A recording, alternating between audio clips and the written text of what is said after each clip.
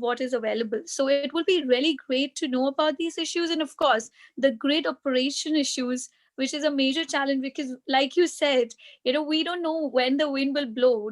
Will it blow when we need it? And will the solar be there when we need it? So the grid operation and the operating the issue, the havoc, is also something which is a big challenge today for us.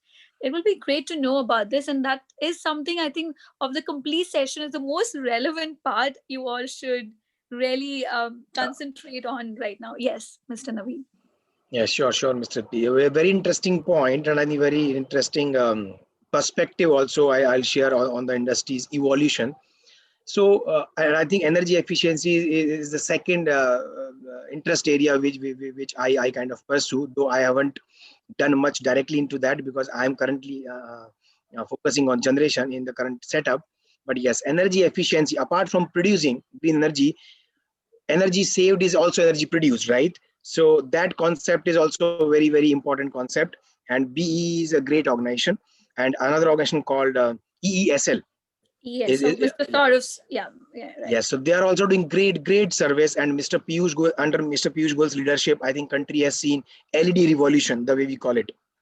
Everything has been replaced by LEDs, all street lights of the country, all railway lights, and so on and so forth. So I think, if I remember the data correctly, 10,000 megawatt worth of incandescent lamps, which are old technology lamps, have been replaced with LEDs, which is nothing, no generation, but just saving. But that is indirect generation, right? 10 gigawatts, 10,000 megawatts is a huge number, right? Just to give an example, entire Delhi city consumes just 6,500 megawatts. And Delhi city means I'm talking about NCR, which is 2.5 crores people, right? That is just 7 gigawatts. So if we have reduced that kind of a demand just by energy saving, that's a great job done, right? But much more to be bring those, and Mr. Naveen, and bring those street lights to place where there is no street light on our highways, Yeah, exactly. Yeah. So, and aesthetically also, it gives very good feeling, right? Those yellow old lights, though some people love yellow lights also instead of white light. But otherwise, the LED lights are great in terms of aesthetics and looks also, right? So coming back to the main point, so energy efficiency is a different discussion altogether, but that's very, very interesting area, full of services, no production required, no huge capital required, just solutions and services, right? Coming back to generation side, so when entire world is focusing on replacing older generation technologies with newer technology, which are wind, solar, then there are tidal technologies, floating solar, then now offshore wind. Now next is coming geothermal. A lot of technologies are coming. A lot of people are focusing on generation. But as Mr. P said, every good thing has a problem also with it whenever somebody goes deeper. And the problem with renewables is intermittency, infirmness. They can't generate when you need it. Unlike thermal, unlike coal, unlike nuclear, unlike gas, they generate when you need it. Wind blows when it blows, sun shines when it shines. We can't control it. We can just study it. So a lot of work is happening on studying of this data, how to make it much more predictable, much more reliable, much more dispatchable, so that we can plan our energy consumptions. So that is one area. Huge data analytics is happening. Weather pattern forecasting is happening. What are the right locations, especially for wind? Solar is still much more universally distributed resource, while wind is not. Wind is very, very location specific. It will blow higher either on mountain tops or plateaus or on seashore, not in cities like Delhi or Mumbai or Chennai, right? So wind is very, very location specific. Studying 10, 20, 30 years of data of that resource at a particular location itself is a big data analytics job, which is happening across the globe, right? So that's one part of it, resource study. Coming to the second part of it, when generation happens, when this generation goes into the grid, people who have power sector background, they can realize it causes havoc in the system. And that is why DISCOM people simply don't love renewables. They say, you guys disturb my grid. You guys create pain in my life. You generate when I don't need it, and you don't generate when I need it. So it is a big problem of system management for me. So a lot of work is happening, both of analytics as well as technical interventions, wherein you make this power much more predictable, reliable, dispatchable, all that. And that work is huge interest area for all policymakers, regulators, investors. Again, not capital intensive. Good minds can do it. You require more technical knowledge, less financial knowledge, but huge market within India and across the globe. So that's second part. And last part is optimizing operating performance.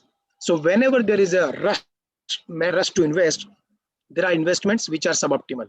This is rule of life, right? When everybody rushes, then suboptimal decisions happen. So there's a great opportunity. Third opportunity is people can take up old projects and can say, I can improve the generation by 3, 4, 5, 6%. 3, 4, 5, 6 lower, looks lower, but it is again millions of dollars. So Yeah. so performance improvement is a third big area which is emerging and which will continue to emerge when there are suboptimal investments done by very fast-paced investors. Yeah.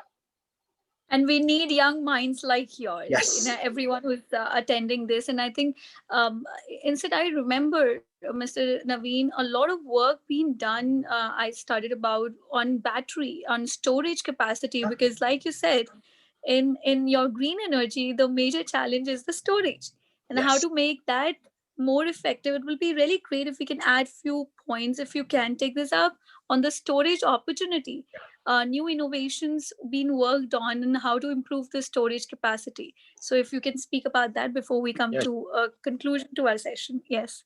No, no, very interesting point, Mr. Tripti, and good that you brought it up. I think I had missed out on it. Storage is the next sort of growth area. Countries like Japan, South Korea, and China have done already great amount of work. Now that is being followed up by US, Australia, and Germany. So these are the 6 markets which are doing great in this. India offers tremendous opportunity on this. But why India is not doing, let me share that also. India is all said and done. We are all positive, we are all ambitious, all of us want to be environment friendly. But India is a super cost conscious market, right? We can't afford to pay. The way Western worlds can pay whatever it costs to clean up the environment, India cannot. Neither Indian population nor Indian policymakers. And that is why deployment of storage in India is lagging behind, and we have not reached where we should have reached. But 2 years down the line, 5 years down the line, there is no option but to deploy storage when integration of renewables will become an issue, which has already started becoming an issue. So yes, storage is a great area which will have tremendous amount of growth, and that also we may not have time now, but storage itself has a very big value chain, starting from manufacturing to technologies to deployment to solutions to services to investments, right? So storage itself is going to become an industry which is going to be maybe sub segment of renewables, but very large industry, and India is just starting. So great opportunity on storage. And last piece is SECI is known as Solar Energy Corporation of India, Right. which is now being about to be renamed as RECI, which is Renewable Energy Corporation of India, because they do wind also apart from solar. Now they are also taking the industry to the next level of evolution, wherein they are saying, I will not encourage standalone deployment of wind or solar. I will tell you guys like guys like us who are generators, give me dispatchable firm power, which means you integrate at your end wind plus solar plus storage plus whatever you want to do. You give me committed power like coal, which is not easy. You need to know all 3 technologies. First of all, you need to know economics. You need to have great engineers who can integrate all these 3 things, and you need to make business models where you actually make money, because everything happens only after commitment of capital, which is not easy to secure from investors. So another great opportunity is dispatchable renewables, firm renewables, predictable renewables. So I think we can keep talking. It's a great area, and next 2 decades are going to be, apart from fintech and e-commerce, it's all going to be about clean tech and renewables. Yeah. Thank you so much, Mr. Naveen. And we have few questions being asked by our audience. But before that, I will also talk about a different aspect. You've taken up amazingly the operation aspect, but I know there are few people who are from finance background maybe and can think about even innovation in terms of because being coming from a CA firm, and we've been analyzing and working as a lender financial engineers, a lender financial advisors, and insolvency professionals. And there's a big challenge here. I mean, if you want to think about a startup ecosystem or a solution you can bring to the table, believe me, finance monitoring of the project cost overruns, monitoring of how to evaluate even contracts which been entered years before the project will get completed, and the related clauses is a big humongous task, which further can be thought about a technological advancement here, where you can see a solution how the time involved can be improved. At the moment we go in the books, we do a detailed understanding, we try to see, but it's not never a, there's always a opportunity here. So definitely operation side, Mr. Naveen spoken about, but on the finance operation and you know uh, even implementations cost run could be a great opportunity to think on. There is a big opportunity on this segment too. So with this, I think I would take up So a just to add, question. Mr. Tripti, just 10 seconds, so just to Yeah. give right perspective, I'm also a corporate finance professional. I had investments, though because I'm in deep into this industry, I shared operational aspects, but I do exactly what you are saying, which is arranging capital from lenders as well as equity investors. And I agree with Mr. Tripti that lot of solutions and services are required even for these investors to make their decision first and later on monitor those investments, Yeah. and then of course improving efficiency and all that. So I agree, finance side is also equally big because everything is going to require finance. Yeah, go ahead. So, this is a surprise question for you, Naveen. I can see many females attending this session, and I always been working on Women Innovator as a founder, working in 100 cities of India now. I would love to ask you one thing. We see very few women working in this energy segment. There may be women chartered accountants working, and I'll ignore that aspect. But when you talk about a technical aspect on an operation side, what one message, maybe a one message you can say that how and what do you think can encourage more women participating in the energy sector? When we did an award for women in energy, we could hardly find women. We had to actually bring women who are working in admin or the finance department or the HR department. So it will be really great if you can speak few lines on this, and then I'll take a few questions. Yeah. No, no, sure. And a very, very interesting question. Very, very good. And answer is very positive that if you compare traditional and conventional energy vis-a-vis green, opportunity for females are at least 5 times, if not more. At least I'll tell you why. Traditionally, yes, you are right. I used to work in coal power plants also, which are very huge setups and very difficult setups to work in, difficult environment, NTPC kind of a setup. Their percentage of female used to be much lower. Now in renewables, you have at least 5, 6 different areas where females can contribute at equal footing. And in fact, organizations like ours are promoting this, and we are saying it has to be a gender equal, gender neutral kind of a setup. And data analytics doesn't require any male sort of special powers, right? I mean, physical strength or things like that. So data analytics full goes to females, full can go to females. Financial analysis and all financing related work can go to females. HR admin always open area for females. So I think uh, when you compare this with the traditional industry, I think participation by females is already higher to my mind and can go further higher easily, because apart from site level execution and implementation, everything happens in head offices, and head offices are equally well suited Safe for and safe. yeah. Yeah. Right. Thank you so much, Mr. Naveen. And I will take up one question. So we have a question from Himanshu. I don't mind if Shilpi wants to take, but he's asking, what is your outlook on transmission loss in the energy sector? And is there any turnaround we can look for, like electricity tradings and others? So a good question, but let me split this into two parts. The problem of transmission and distribution are problems of larger power sector.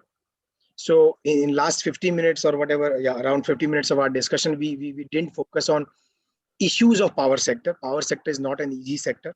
In general, I'm saying Within power sector, green energy is a much better side of the industry. Otherwise, the problems of transmission and distribution and trading and so on and so forth, they have been in power sector, and they would take little bit more time before we say these are solved. Reasons behind those are to my mind three, and again views here are only personal. That power is a concurrent list subject as per Indian constitution, which means neither central government can say this is it and this is how it will happen. No, state governments have equal amount of say. This is Power is neither in state list nor in federal list, it is in concurrent list. Both people have got their says. CRC, which is central body, they can recommend, but SERCs are the body, state electricity regulatory commissions, who decide what will happen in the state and what will not. So that's one. Second, most of the power sector, despite efforts of privatization, has been run by public sector enterprises, right? With all due respect to everyone, there are efficiency improvement areas, and that is why privatization is now being taken up by this government, this central government, in a very, very aggressive way, directly as well as indirectly. So once distribution goes to privatization, then I think a lot of things will improve, because power is still is a political subject in India. We like it or not, there are inefficiencies which are because of political compulsions of the leaders, and that still plagues the sector. So larger sector has got larger issues. Within the larger problems of power sector, renewables can still play a much better role going forward, and clubbed with smart meters, use of technology or deployment of technology, and problem resolution by privatization of discoms. I think future is going to be much more greener. Right. So I think somewhere we've covered this part, but I'll just take it up because one of them have asked, despite the subsidy provided by the government of India to the state government for switching to renewable energy, the cost of acquiring these is still very high in comparison to energy produced from conventional sources like coal, etc. How do you see the growth of this sector in India and its future growth? I think you've answered some, I mean, 80% of it, but in case you want to add. No, I just want to clarify, nothing to add. The economics of renewables have improved a lot. So the statement was valid 3 4 years back, not now. On levelized cost of energy, the term used in the industry is levelized cost of energy over the life of the project. Renewables are renewables have already beaten coal. They are much lower than coal. So already that is done. That term is known as grid parity. Renewables are already at grid parity. The only problem renewables are currently facing is intermittency, which we talked about. They don't generate when we need it. That is Yes. all. Otherwise, economics is done and dusted, sorted. And I think government has come up with so many projects where they're actually giving grants to deploy solar panel. I remember that if you'll get grants of amounting this much or reimbursement if you're deploying solar panels. So No, so just to clarify that, even that is now going away, being phased out. That okay, was being done from 2014 to 2019. Now that is no more needed, because because everything is they're viable. almost Yes, already there. Nothing is needed from government. No subsidies. so, Mr. Naveen, we have from Dharmender a very interesting thing I came to know because he's saying that we have saw one of the startup created battery from aloe vera this year. So we can say that India has potential to create green energy storage. You know, how long you think that India achieve a scalability in eco-friendly batteries? In case you want to take this up, because I know batteries again is a big subject. Yeah, you have to So unmute. Yeah, sorry. yeah, sure. No, great job if this has been deployed successfully. But I think what we are talking about is a multi-gigawatt hour kind of a solution. So I don't know the specifics of this solution, but whether this is one scalable, second deployable at competitive prices, third solves the real problem of renewables, then I think this could be one of the solutions. But currently, the world is mad about lithium-ion batteries because of improving economics every single quarter. Costs are falling exactly the way solar PV costs fell. So first plant which I did was at $1 cent, sorry, $1 for 1 watt peak. Now we are talking about 15 or 16. That is the kind of cost reduction which has happened in 8 years. 85% cost has come down. 100 has become 15. Whatever technology can deliver similar kind of cost reduction in storage, I think that technology is going to get favor from policymakers. Currently, that is lithium ion. So yeah, I leave it Yeah, here. I think it is somewhere I really feel it's very important that you align your work with what policies are Yes. working on, because we have seen many startup working on electrical vehicle and hybrid system, failed because the timing of the policy supporting such innovations but not in favorable. It's not that the initiative was not correct, it was the timing and the policy which plays a very important role in India. And I'll take up this question: how can we make rooftop solar more popular among the masses? Would policy reforms or incentivizing help in making adoption of the roof more mainstream among Indian homes? I think, yeah, yeah, maybe the expert can answer. Yeah, Mr. Naveen. No, no, no. I think you have also got a lot of experience and you want to share after you. I think this is now has become somehow more like a luxury statement. Also, having a luxury, having a rooftop, solar rooftop, now, means if you go to all the well accomplished places and you want to spend your time today, you are talking about solar rooftops. You're not talking about going to a place during COVID, which is. I think that the thought process is the educational level of our Indians have improved, and people who want to spend, they want to spend on green energy. So Naveen, Yeah. Mr. Naveen, you So, can. so just to add, yeah, just to add, I agree. In my view, till 2 3 years back, people installing solar used to be kind of HNIs, and it used to be luxury statement or style statement. In last 2 years or so, to my mind, it is now about to become necessity and thing of masses instead of thing of classes or class, right? And policy has done good amount of work. There are physical implementation or on ground implementation challenges actually. And India actually, what also people need to appreciate, India is not Germany, India is not Australia or neither California, where we have gone to very high level of penetration of rooftop solar, because there you have row houses, you have extremely low density. In Delhi, how can you have, though Delhi government and Mr. Kejriwal are promoting rooftop like anything, but what needs to be realized is after 10 families, you have one roof. On that roof, you have 10 water tanks. Then your cable sort of reception dishes. So how much space is left, right? And on top of that, you need to take care of orientation. It has to be north-south. You can't put it anywhere and everywhere, right?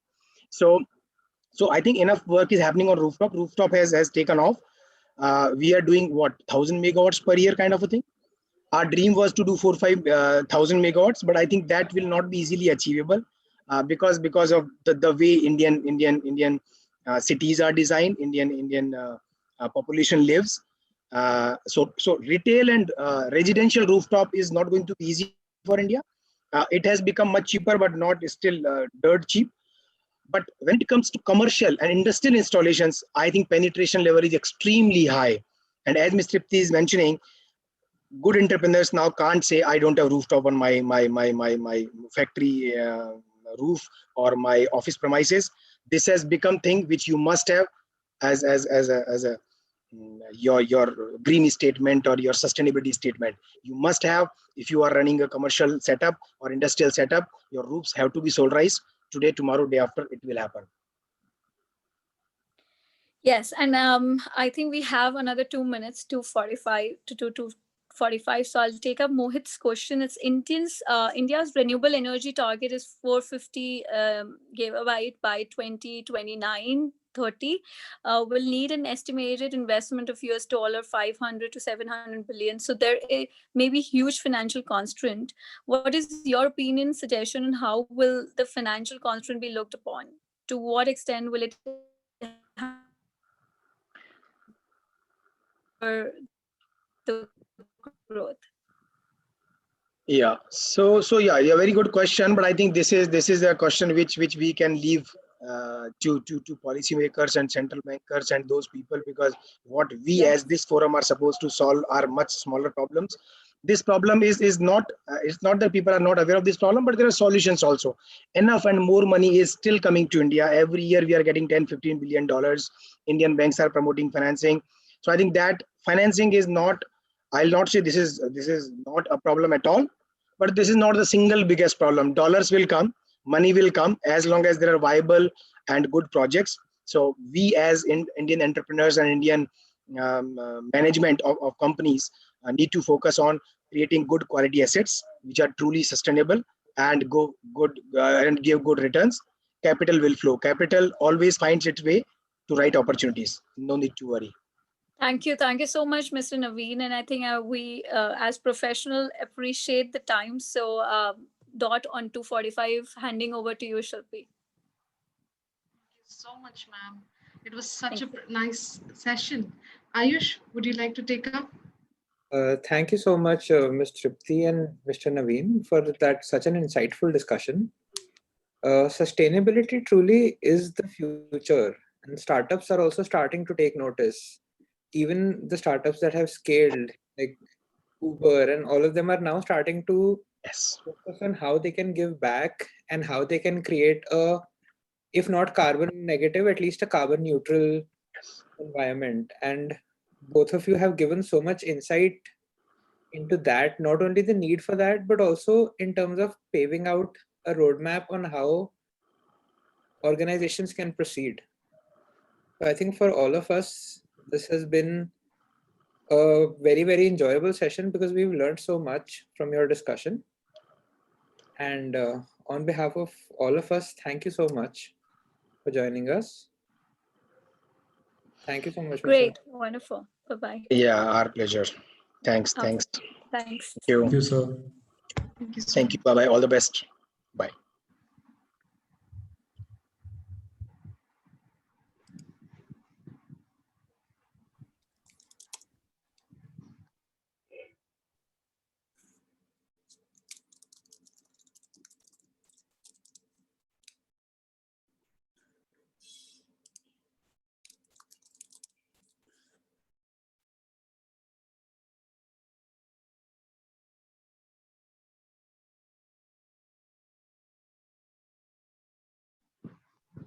requesting everyone to stay on the call. Our next panelist will be joining us at 3 p.m. Thank you for your patience, everybody.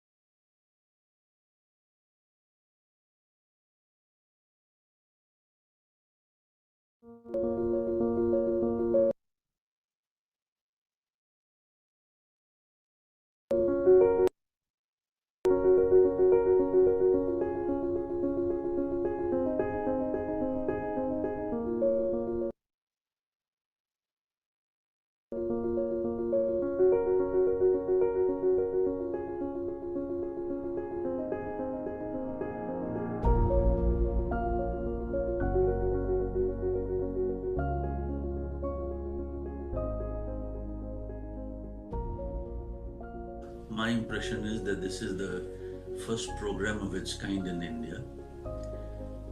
It was started as an initiative of Tata Steel, where I used to be employed in those days.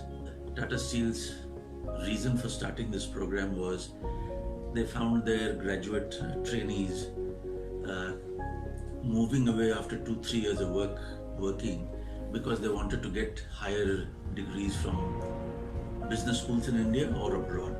So we negotiated with XLRI in those days and worked out a 1-year program exclusively for the brightest youngsters of Tata Steel. Then it was felt this is too good a program to keep it confined to only one company. There might be a wider market in the country. So it became an open program, and we invited applications from companies around the country. And this program has gone from strength to strength since then. And other business schools saw the success of this program and put in similar programs of their own.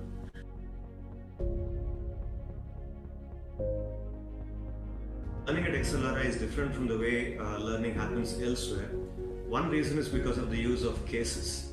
We use cases to relate academic concepts with industry application. Another thing we do is to extensively use numerical examples. Numbers are used to help students think in practical terms.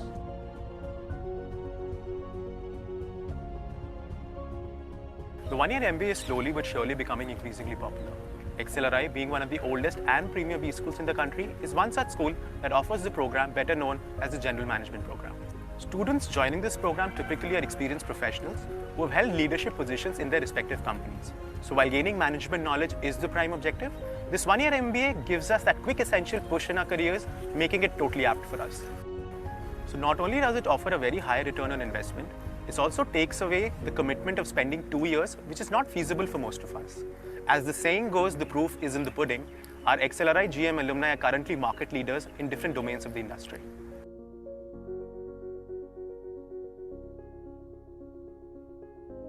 Doing an MBA had always been an aspiration and goal for me. As soon as I started working after my engineering, I had a rather fast-paced career that involved frequent traveling.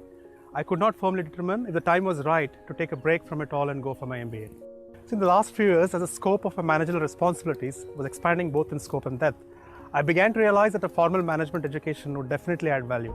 It would make me more effective and successful as a manager, as it would impact me a sound theoretical knowledge. I know it could have been a little earlier, but in any case, I'm glad that I decided to go for it after 19 years of a rich and fruitful professional experience in the IT industry. The XLRI GM program is one of the best suited programs for me in terms of relevance and exhaustive coverage, and I'm really pleased with my decision to be part of it.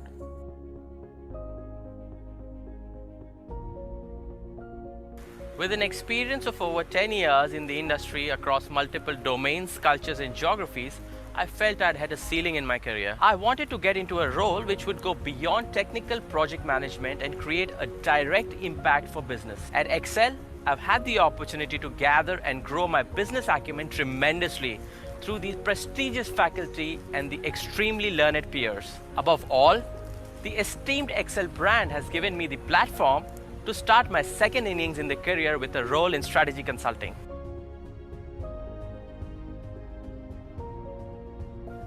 Good in academics, I was expected to toe the line and opt for engineering or medicine. However, my creative instincts prompted me to pursue a career in advertising. With 5 years of experience in digital marketing, where technology is transforming the industry so fast, I knew XLRI's one-year MBA program would be the appropriate next step as I look to expand my horizons. And the program has provided me with just that. It's the right launchpad which will give me a 360-degree exposure to multiple domains while molding me aptly to become a well-rounded manager ready to take on the industry.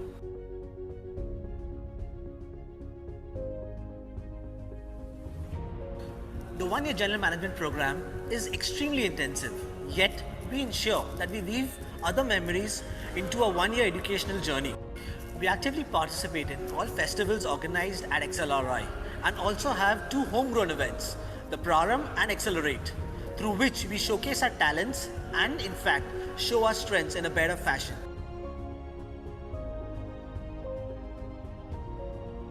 Living in a city like Kolkata, I was always fascinated by the huge street markets there, and I realized that every city does not have access to them.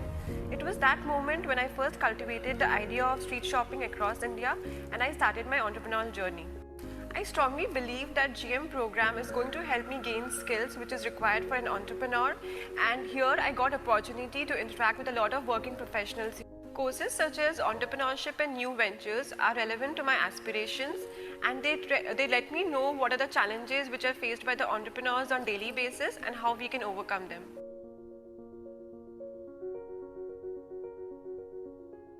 The program has had transformational effects on our past students who are now leading corporates at a very senior management levels, and I'm very glad they are doing so.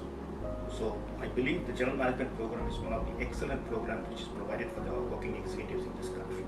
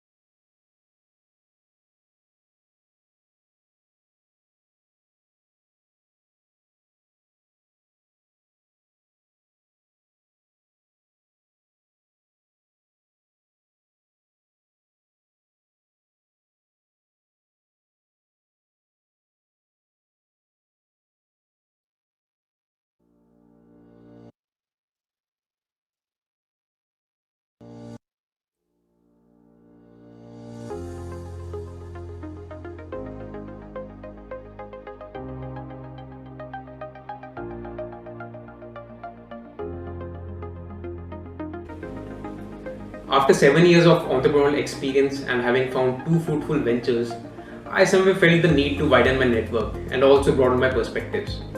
XLRI seemed to be just the right platform for that. It had to offer me an elite peer group with 6 to 7 years of corporate experience, top notch faculty, and obviously a brand name that is highly appreciated in the market. During the general management program so far, I have felt a holistic and exponential increase in my capabilities, such as acquiring a data driven visionary approach and in depth knowledge about human behavior, which both are integral part of any managerial role. There is simply a lot we are doing here apart from just classroom learnings. Interactive sessions with experts from different industries, case workshops and competitions, hands-on experience through group projects. There are days when we are sleeping just 3-4 hours at a stretch to meet deadlines. Just like any critical component of an assembly product is subjected to stress test before deployment, we are also being tested to the core at XLRI. However, there is an enjoyment factor also associated with this test. I feel that once we are completed with the course, we will be a batch of invincibles ready to take on any challenge of the corporate world.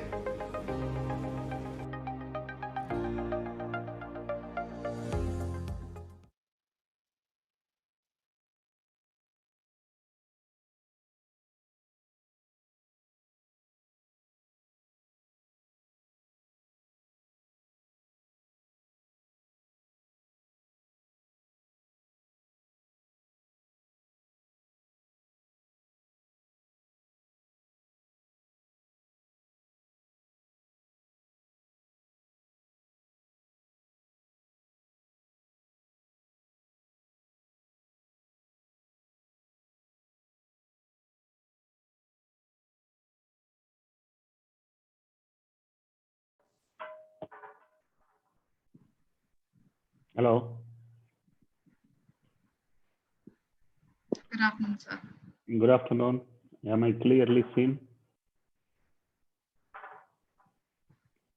I'm clearly seen? So we are just about to start. Yeah.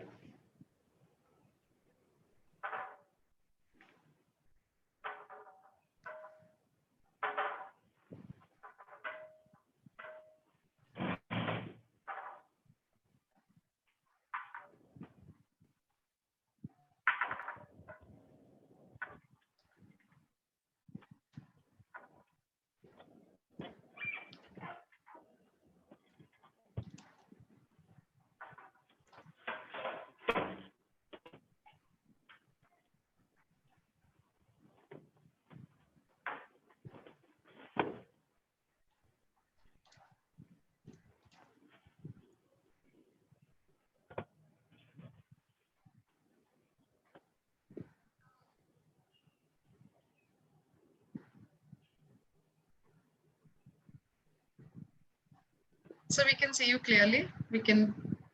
Right. I can be heard clearly. Yes. Good.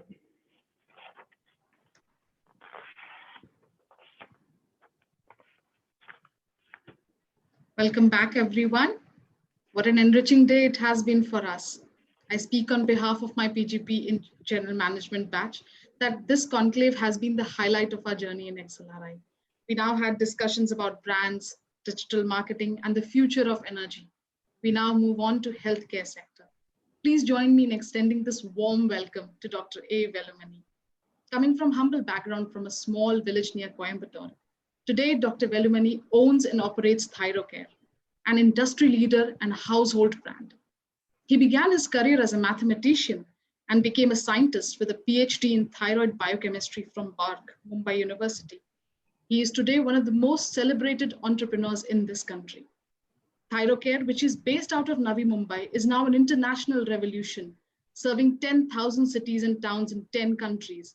His clinical laboratory services conducting 4 lakh tests a night. Dr. A. Velumani proves amply clearly to the industry that focus gives success and frugality is a sustainable success. An infectious motivator, he has succeeded in converting educated as employed, graduates as professionals, individuals as entrepreneurs, vendors as partners, family members as wealth creators, and by his unique way, transformed intimidating problems into opportunities. He is also an amazing storyteller in English, Tamil, Hindi, Marathi, entertaining, educating, empowering, and encouraging, educated to become entrepreneurs. Dr. Velumani, welcome to XLRI Ingenium. Thank you. So I can go ahead, right? Yes, please. Right. Thank you, XLRI. During my employee days, XLRI was a dream for me. And one of my friends was from XLRI. He is now a minister in Tamil Nadu. He was running a business called MAFOE, and Mr. Pandirajan is his name. Having said that, my next 40 minutes, 35 minutes will be telling the story of what a village born boy could make it. So it's a wonderful story, can motivate anyone. Unfortunately, I couldn't afford a medical degree, engineering degree, management degree, CA, CS, all were impossible. But I think I kept on journey without having any kind of specific ambition. Today, it has been a wonderful journey. And let us look at what were challenges, why I didn't see them as challenges, and what makes me today to tell that anybody can do it. So my father was neither an employee nor an employer. And my mother had 5 children. And she reared 2 buffaloes and made sure all her children were Madras University graduates and Mumbai University postgraduates without borrowing. So the management education starts very early from mother, from village, from poverty. Lucky are those who are born in village, lucky are those who are born to poor, because for them MBA starts by birth. You have to manage life without resources. And if you have lived successfully in a village without money, you can do anything on this earth. So village was my background, poverty was my background, Kisan was my father, and became a BSc, was a graduate in 1978. Coimbatore did not give me job. Coimbatore, like Jamshedpur, is another huge town. Of course, Jamshedpur is predominantly made by Tata as a entrepreneur. But Coimbatore had plenty of entrepreneurs, but none of them gave job to me simply because I didn't have experience. Well, good Coimbatore rejected me. I boarded a train, Jayanti Janta Express, Kanyakumari to Mumbai, via Coimbatore, August 18, 1982. S9 coach, berth number 41, 500 rupees in my pocket, in 5 different locations, 100 rupees each. I land in Mumbai like a dawn. No one was known to me. I stayed in VT railway platform for 3 nights. Friends, I want all of you to remember mathematics. It's a very powerful science. If you hated mathematics, there is no choice. You have to learn again. Without mathematics, I don't think you can calculate the vagaries of life, the probability of happening. And my mathematics says success in life is delta. Delta is equal to x2 minus x1. x2 is where you are today. x1 was where you were that day. And my x1 was 0. And I'm sure even if you are very weak, you can say there is no downside for 0. 0 is the lowest. So in your life, you have started with 0 means you will never have a fear, because all fear in life is because of 0. But you have seen there, you had been there, and you have come from there. You have nothing to bother about. Many people ask me, sir, how you could dare to do this? Yes. एक बार 0 देख लिया तो उसका बात डरने के कुछ बात नहीं होती है. So landed in VT railway station, and अगर कोई आदमी प्लेटफॉर्म में सो सकता है, उसको कोई डरा नहीं सकता है, क्योंकि पूरा डर प्लेटफॉर्म में सोने का ही डर होता है.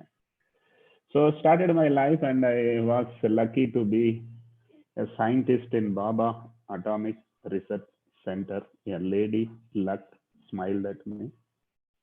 And gazetted officer post. A mathematician positioned in a hospital laboratory. मर गया. आजकल के बच्चे बोलते हैं, sir it is not matching with my qualification, बोल के काम छोड़ के भागता था.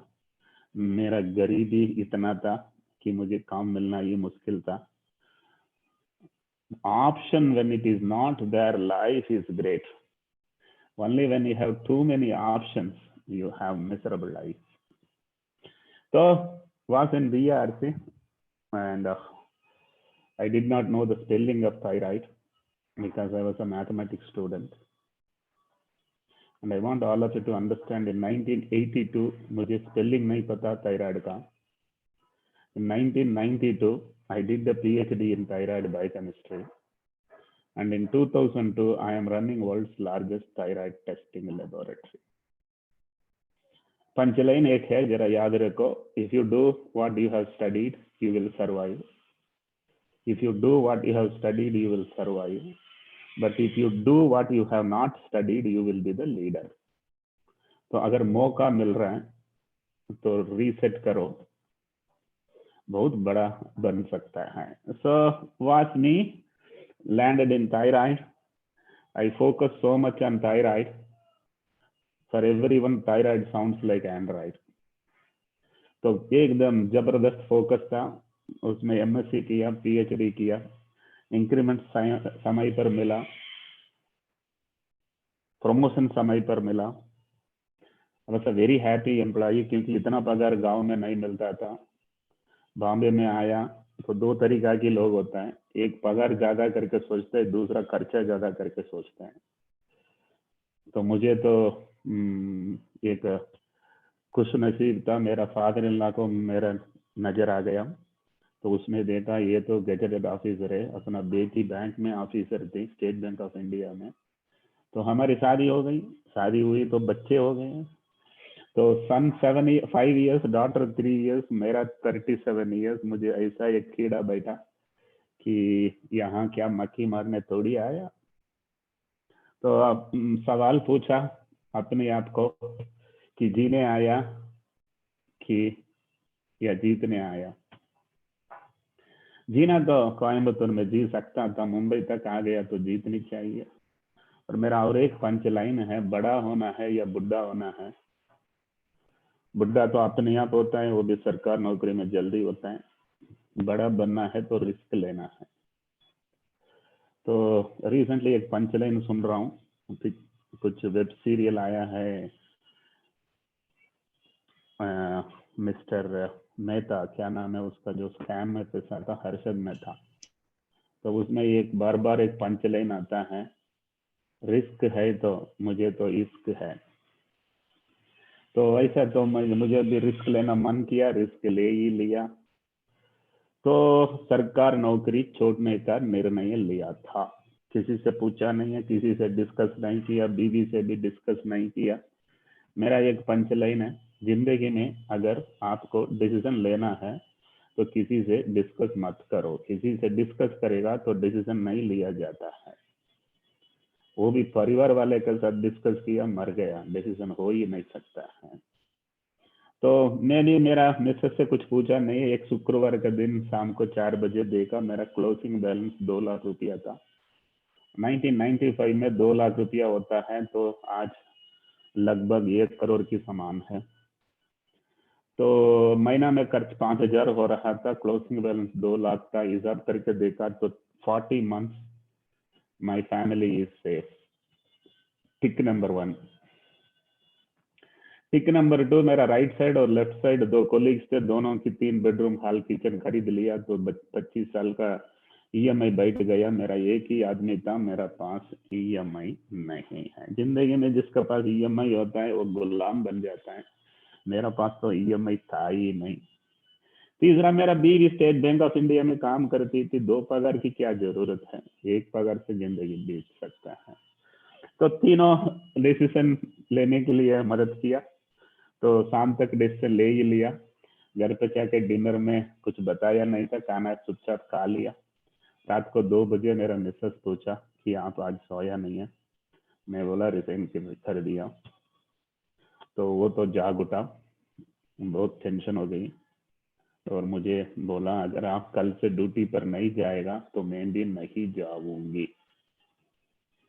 तो सलमान खान को रात को 2 बजे धमकी आएगा तो सलमान खान क्या करता है? मैं तो डिसीजन ले लिया खुद का, अभी मैं नहीं सुन पाऊंगा। तो आई टोल्ड हर तुम भी मत जाओ, दोनों साथ जिएंगे, साथ मरेंगे। Trust me, we both did not go to office from that day. दोनों साथ में रिजाइन किया। इसलिए मेरा टॉक का टाइटल है रोमांस विद रिस्क। जब रिस्क बड़ा होता है तो बहुत बढ़िया एक स्टोरी बनता है। अगर किसी ने रिस्क जिंदगी में लिया ही नहीं है तो स्टोरी तो कुछ होगा ही नहीं है। तो 1995 March I start my business called Thyrocare. और मेरा पीएचडी थायराइड में हुआ तो मेरा नाम भी रखना आसान पड़ा, थायरोकेयर। और आप लोगों को समझाता हूँ, you are all studying management, you should not think that I am a PC Sarkar and did some magic and became a billionaire. It was nothing but those days government of India those days also was busy in Make in India, and my job was to make in India thyroid testing reagents, raw material for thyroid testing. Those days it was imported from Europe, 150 rupees per patient. I did research locally and I could make kit for 30 rupees. So my competitors are buying at 150 rupees, my cost is 30 rupees. तो मैं तो बड़ा एक disruption बना दिया। बाकी लोग 500 रुपया लेते थे, मैं तो 100 रुपया में काम करने लगा। तो कंपटीशन मर गया, डर गया, खत्म हो गया। ऐसा नहीं है कि पूरा छोड़ के भाग जाते हैं, लेकिन इतना जबरदस्त था। मेरा फर्स्ट फ्रेंचाइजी जामशेदपुर में हुई।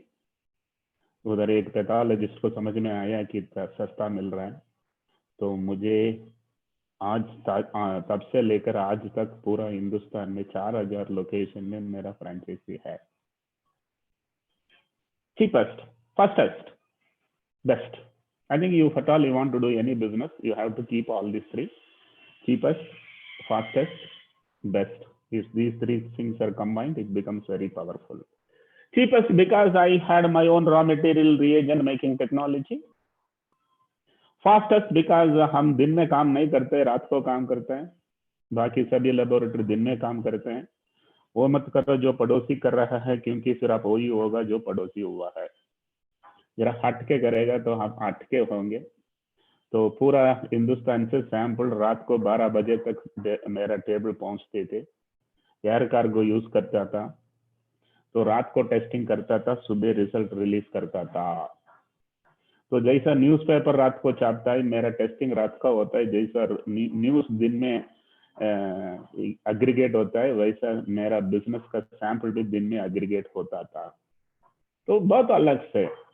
और मैं कोयम्बतूर से हूँ। कोयम्बतूर में एक ब्रांड है अन्नपूर्णा, ये एक ईटरी है। ये आदमी जो अन्नपूर्णा मेरा गाँव वाला है, आज से 40 साल पहले क्लाउड किचन चालू किया। अभी बहुत सारे लोग क्लाउड किचन की बातें कर रहे हैं।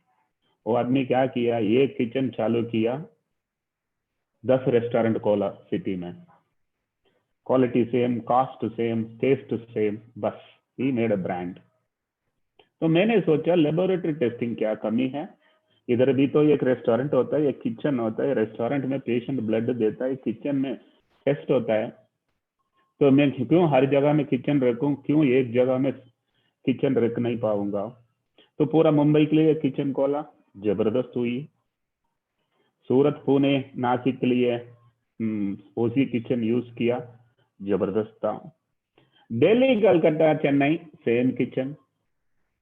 Today Indonesia to Saudi Arabia comes to the same kitchen.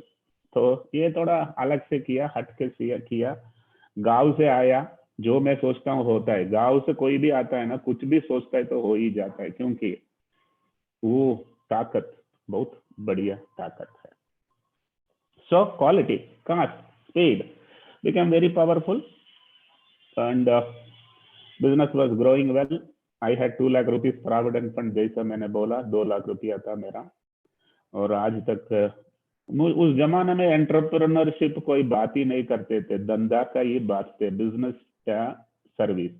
अभी स्टार्टअप बोलता है, स्टार्टअप विजिटिंग कार्ड बन लेता है, वेब पेज बना लेता है, पिचिंग के लिए निकल जाता है। प्रोडक्ट नहीं है, पिचिंग करता है। तो बहुत सारा चैलेंजेस है। आज मैं कहीं किसी इन्वेस्टर के साथ खड़ा रह के मेरा बिजनेस के लिए पैसा दे दो करके किसी से पूछा नहीं है। Not telling what you are doing or what you are raising money is wrong, but let me tell you, कहीं भी मुफ्त कहीं पैसा नहीं मिलता है। डेट बहुत महंगा है, इक्विटी उससे महंगा है। तो ये जरा याद रखो। मेरा पिताजी धनवान नहीं था, मुझे पैसा दे के बिजनेस नहीं कराया। और जिसका पास पैसा होता है वो कभी पैसा नहीं बनाता है। जिसका पास स्टैमिना होता है वो टन्स ऑफ पैसा बनाता है। तो जरा स्टैमिना बढ़ाओ। और मेरा ऐसा एक सिचुएशन था कि 200 स्क्वायर फीट रेंटेड गैराज में साउथ मुंबई में चालू किया था। एक ही एम्प्लॉई था मैं, मेरा मिसेस सेकंड एम्प्लॉई थी। और धीरे धीरे करके आज मैं 8000 फ्रेशर को काम पे लगा चुका हूँ। आप सोचते रहेंगे फ्रेशर को क्यों काम पे लगाते हैं। मैं बताता हूँ, अगर फ्रेशर को नौकरी नहीं दिया तो एक्सपीरियंस कैसा बनेगा। तो बहुत सारे लोग एक्सपीरियंस को ही लेना चाहता है। आप लोग नई जवान हैं, तो जरा मैं आपको थोड़ा हंसाना भी चाहता हूँ। तो ऐसा जो एक्सपीरियंस को ही एक्सपेक्ट करना चाहता है, वो ऐसा है कि जो शादी करने से पहले अपने स्पाउस के सामने बैठ के ये मत पूछो कि तुम्हारे बच्चे कितने हैं, क्योंकि शादी होने के बाद ही बच्चे होते हैं। तो मैं तो 8000 बच्चे लोगों को नौकरी दे चुका हूँ। फ्रेशर को लेता हूँ, ट्रेन करता हूँ। फ्रेशर को 100 दिन का ट्रेनिंग दिया तो वो 1000 दिन का एक्सपीरियंस बन जाता है। I want all of you to understand, I have a company which is 27 years old, mean age of the employee is 25. For a company 27 years, mean age 25, ऐसा कहीं सुना है क्या? वैसा ही है, हम फ्रेशर को ही काम पे लेते हैं, बहुत सारा फ्रेशर को हर साल लेते हैं। ये कोविड लॉकडाउन आने के बाद 600 लोगों को काम पे ले चुका है, सभी का उम्र 22 है, तो देखो मीन एज कैसा नीचे जाएगा।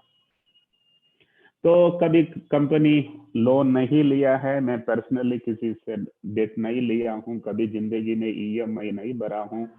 बहुत सारे लोग आश्चर्य होते हैं, पूछते हैं साहब ऐसा कैसा विदाउट ईएमआई आप पूरा जिंदगी, इतनी बड़ी एक सफलता। मैं आपको इतना ही बताता हूँ, मेरी मदर किसी से पैसा ऋण नहीं लिया था, किसी से डेट नहीं लिया था, मुझे लेने की क्या जरूरत है, उसका पास पैसा था ही नहीं, मेरा पास तो सरकारी नौकरी था। तो it is all a matter of how you manage money. If you know how to manage money, you know how to manage life, you know how to manage business. तो कभी कुछ डेट नहीं लिया। आज मेरा कंपनी लिस्टेड कंपनी है, stock exchange में खड़े हैं, नेशनल स्टॉक एक्सचेंज में। कल शाम को 4 बजे मार्केट बंद होते होते कंपनी का वैल्यू 6100 करोड़ है, लेकिन उसका बैलेंस शीट देखेगा उसमें 1 रुपया भी डेट नहीं है। तो मैं आप लोगों को बताने नहीं आ रहा हूँ कि मैं एक सुपरमैन हूँ, मैं ये बताने आ रहा हूँ अगर मैं कर सकता हूँ तो आप क्यों नहीं कर सकते हैं। आपकी उम्र में आपके पास जो भी है मेरा पास नहीं था, लेकिन आपका पास जो नहीं है वो मेरा पास था। पेशेंस था, फोकस था, स्टैमिना था, उम्मीद था, कॉन्फिडेंस था, सब कुछ था। आजकल के बच्चे लोगों के पास ज्यादा स्ट्रेस दिखता है, वो भी शादी से पहले ही स्ट्रेस, नौकरी से पहले ही स्ट्रेस, बिजनेस चालू करने पहले ही स्ट्रेस। ये स्ट्रेस को पहले हटाओ, लेकिन जब तक ईएमआई होता है स्ट्रेस नहीं जाता है। आजकल ईएमआई बहुत सारा लोगों को परेशान करते हैं। Let me teach you what is heaven. Clutter free brain, fear free heart, EMI free life. तो जरा होश में आ जाओ, जिंदगी जीने का है, जिंदगी रोने का नहीं है। तो ऐसा तो बिजनेस अच्छी चली रही थी, तो मुझे पैसा नहीं था, लेकिन इन्वेस्टर को मेरा कंपनी का शेयर चाहिए था। तो जब भी किसी को नहीं देना है तो किसी को चाहिए, तो अच्छा वैल्यूएशन मिलता है। 400 की वैल्यू, तो 400 करोड़ की मेरा कंपनी। मैं बोला 800 नहीं तो मैं नहीं दूंगा, तो वो 800 में लेके गया। और एक आया था, मैं उसको बोला 1200 नहीं तो मैं नहीं दूंगा, वो 1200 में 10% लेके गया था। आईपीओ आया था, आईपीओ में वो दोनों भाग गया, जो गया 2400 में गया, और आज उसका 6000 करोड़ का वैल्यूएशन है। तो ये कुछ डिस्ट्रेस में नहीं बनी है, मुझे ऐसा एक फीलिंग था लेस में जो भी चाहिए थ्रिल के लिए करनी चाहिए, और थ्रिल के लिए ये किया हूँ। गांव छोड़ा था थ्रिल के लिए, बीआरसी का नौकरी छोड़ा था थ्रिल के लिए, बॉम्बे में एक लड़की से शादी किया था थ्रिल के लिए, और प्राइवेट इक्विटी को अंदर भी लाया था थ्रिल के लिए। आईपीओ गया था, आईपीओ में 75 टाइम्स सब्सक्राइब हुआ था, वो भी थ्रिल था, थ्रिल है। सो 62 ईयर्स ओल्ड आई एम। तो आप लोग वो 62 का उल्टा करेगा, वो आपका एज है। तो बहुत आगे आपको रखता है, रनवे है। और ये जो आया हुआ है कोविड, उसका बारे में भी थोड़ा समझाता हूँ, क्योंकि लोग बहुत डरे हुए हैं। It started in Wuhan without going to Shanghai and Beijing. It straight went to New York and London. So that was the evil design of that virus. And all Germany, Italy, Europe, UK, everywhere, बहुत मरे थे, बहुत लोग मर गया। They have lost 800 per million. India has lost only 80 per million. उसका मतलब हिंदुस्तान की जो लोग हैं उनकी शरीर इतना दगड़ा है, इस बार वायरस कुछ ज्यादा नहीं कर पाया। Yeah, number of people infected is big, number of people died is big, but our number of people in the country is 1.35 billion population, और इसमें 80 per million only have died. तो आप लोग सब अगर बालकनी में बैठा हैं तो जरा बाहर आ जाओ, रास्ता में आ जाओ, मास्क पहन के आ जाओ. जो भी जिंदगी नॉर्मल है उसको लगभग नॉर्मल आ ही गया है. 1150 deaths per day was there in September second week. In October last, it has come down to 450 deaths per day. So 1150 to 450, it has come in 45 days. In another 45 days, it will come to 300 or 200. So COVID is over. लेकिन जरा ये मत सोचो कि without mask, without discipline, you can roam around freely. So that's about life, and I have a reason to believe COVID has killed many industries. Airline industry is gone. Indigo has posted 1,200 crore loss in only Q2. So is already loss-making airlines also will be losing. Globally, all airline companies will be suffering for 5 to 10 years. Tourism industry is gone. Goa नहीं रही, लद्दाख नहीं रही, बाली नहीं रही, Mauritius नहीं रहा. And जितना hotels था, जितना banquet halls था, जितना networking और शाम को दारू पार्टी चलता था, पूरा की पूरा बंद हो गया है. So these are all industries once for all closed down. There are some industries which have positively got impacted. Healthcare is one among them. In this quarter, we have done 37% more than same quarter last year. तो हमें Covid से फायदा मिला है. Covid से health care के लिए बहुत सारा अपॉर्चुनिटी दिला रहा है. So pharmaceuticals doing well with COVID drug. If somebody finds out, pharmaceutical business will be very big. Diagnostics is big. Hospitals is big. Wellness, fitness, nutrition बहुत बढ़िया business है. जो भी हेल्थ के लिए प्रोडक्ट्स हैं वो बिकेगा. So in healthcare there are 3 kinds of entrepreneurs. If you are all learning entrepreneurship, जरा सुनो. There are 3 kinds of entrepreneurs in healthcare. One who makes money, the other who makes a lot of money, the third one makes the hell of money. तो बहुत सारा opportunities हैं. आ जाओ, कूद जाओ, इसमें बहुत सारा बिजनेस कर सकते हैं. So this is what I have a story to tell, and I will be more than happy to answer questions because you are all keen to understand what all Dr. Velumani must have faced from your eyes, from your position, from your age, from your heart, from your mind. Will be more than happy to answer if somebody can curate the question and tell me, or directly you can ask me. I have another 20 minutes time to answer to you. The batch, people, you can post your questions on the chat.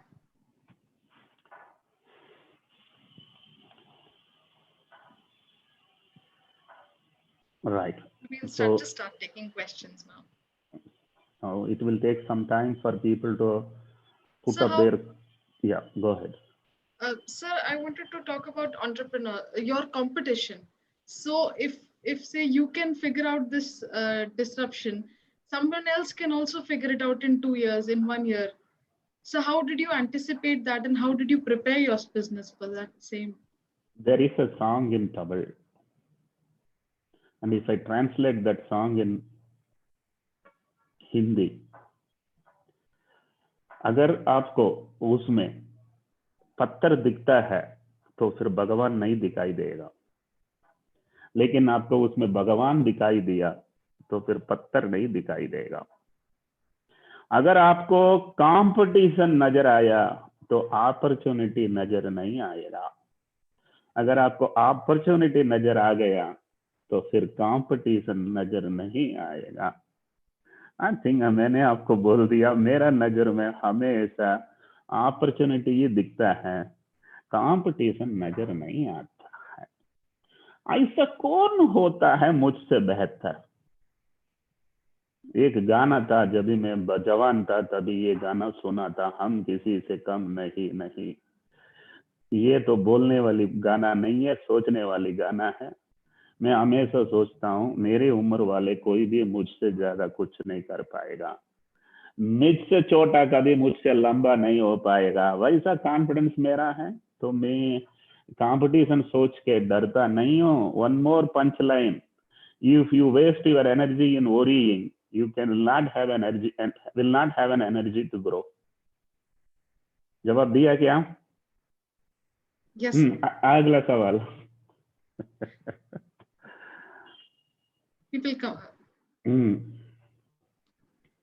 How parents are important in your success and dedication for it. I think I must tell you, ladies and gentlemen, if I have to attribute my success to someone, it is two people. One is my mother, another is my wife. Both of them are unfortunately no more.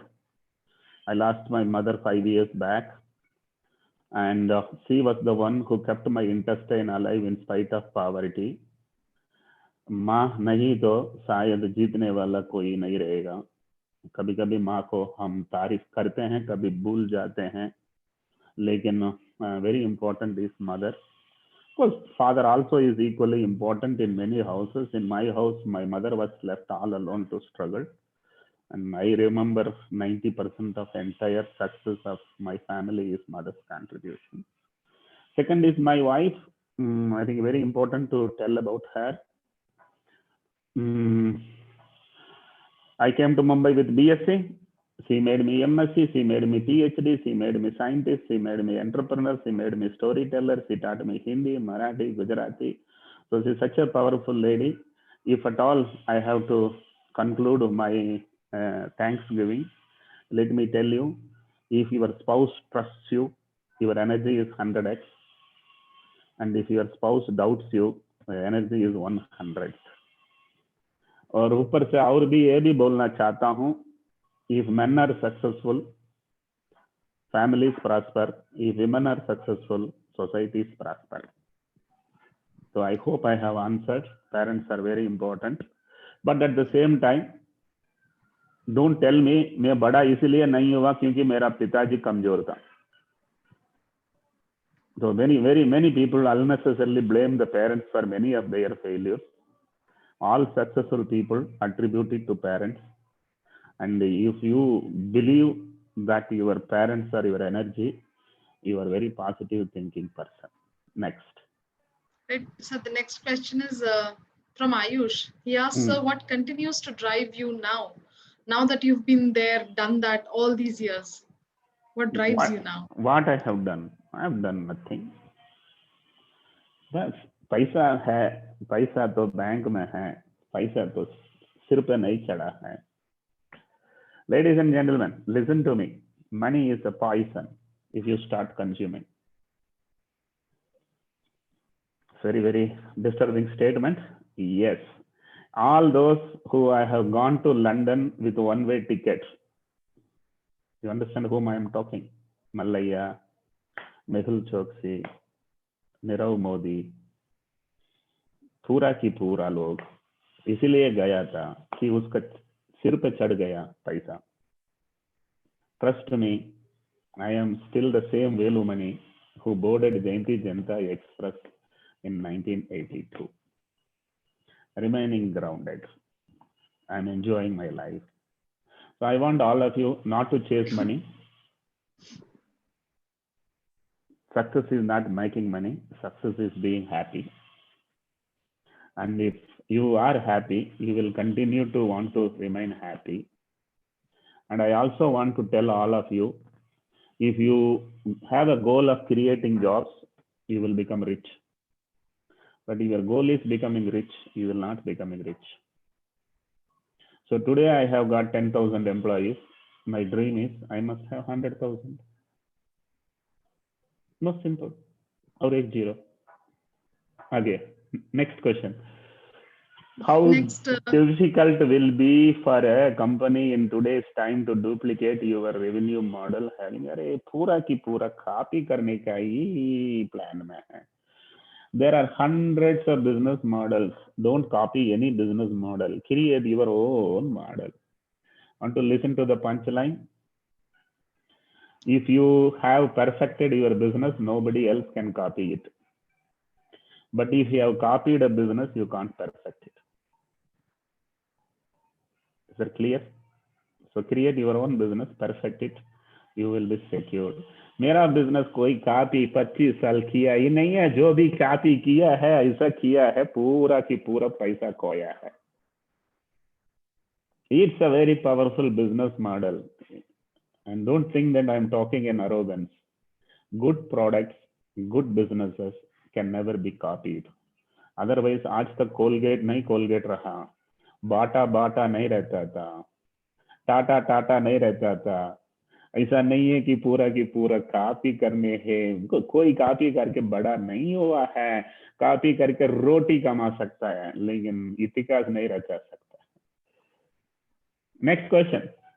Sir, Ashish has to ask, sir, if you just wanted to ask you, if you see a second wave of the virus coming in the country, soon as we are seeing in the most European countries, what ways you will suggest to beat this? What is your opinion on this? We would be eager to know. पहला दुनिया में दो तरीका के लोग हैं. वो booth को भी बूथ करके देखता नहीं है, दूसरा बूथ ही नहीं है उसको बूथ समझते हैं. तो अभी इसको सेकंड वेव नजर आता है. अभी दुनिया में कहीं ना कहीं लोग जल्दी लॉकडाउन खोला तो वापस आया.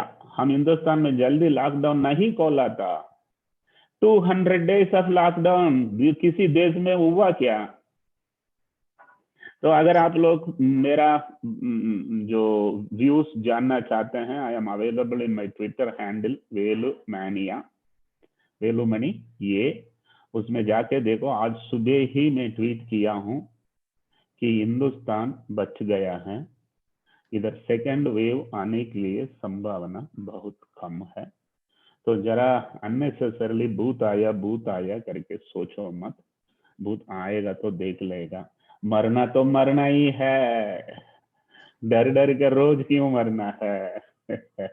But keep careful towards the virus. Keep masking, keep distancing. But then virus के लिए आज तक इलाज तो नहीं है. अगर सेकंड वेव आया, थर्ड वेव आया, दुनिया खत्म, दुनिया ही खत्म, तुम थोड़ी अकेला खत्म. रिलैक्स करो ना. Sir, I'll take one last question from Dharmender. There's this attitude, sir, that I will not be the first one to fail and not the last one to let me try. How is this attitude helpful in entrepreneurship? पता नहीं है ये सब कहाँ लिखा है, कहाँ पढ़ रहा है, लेकिन मैं आपको इतना ये बताता हूँ. जब भी एक व्यक्ति, you call him and ask him to talk about his success story, in 1 hour he will only talk about his last story which was successful. Otherwise उसका स्टोरी नहीं बनता. लेकिन हर एक स्टोरी सक्सेसफुल बनने के लिए बहुत फेलियर्स को सामना करना पड़ता है. कोई भी स्टेज में आके पूरा फेलियर नहीं बताता है. सो बहुत सारा एंटरप्रेन्योर्स मिसगाइड हो जाते हैं कि वाह वेलो मैंने स्टार्ट किया, फेल नहीं हुआ, जीता, मैं भी स्टार्ट करेगा, फेल नहीं होगा, जीतूंगा. Let me tell you, every man has to fail. Intelligent thinks next time I will succeed.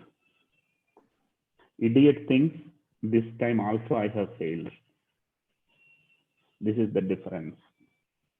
I think मैं आपको समझाता हूँ. दुनिया में दो ही तरीका के लोग हैं. एक रेस्टलेस है, दूसरा KTM है.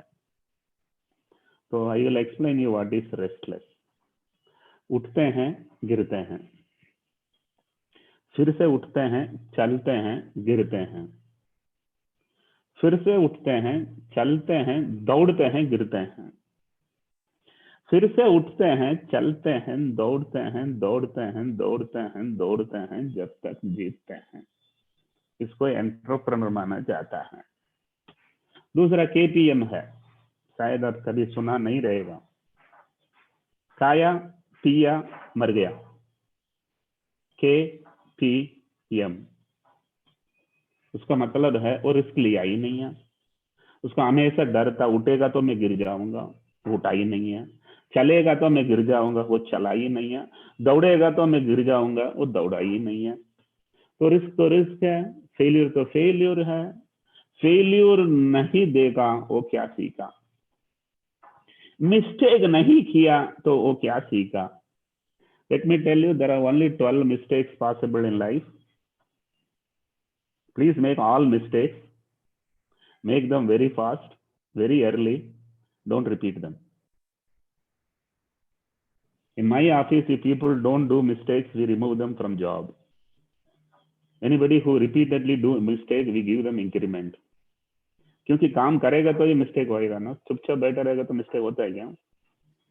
तो बहुत सारा डिफरेंट वे हम लाइफ को we look at life very very different. जो काम करते हैं वही गलती करते हैं. भाई साहब, मैं और एक पंच लाइन भी बताता हूँ. जो काम करते हैं वो बुढ़े होते हैं, जो काम कराते हैं वो बड़े होते हैं. तो अगर जिंदगी में बड़ा बनना है तो काम कराना सीखो.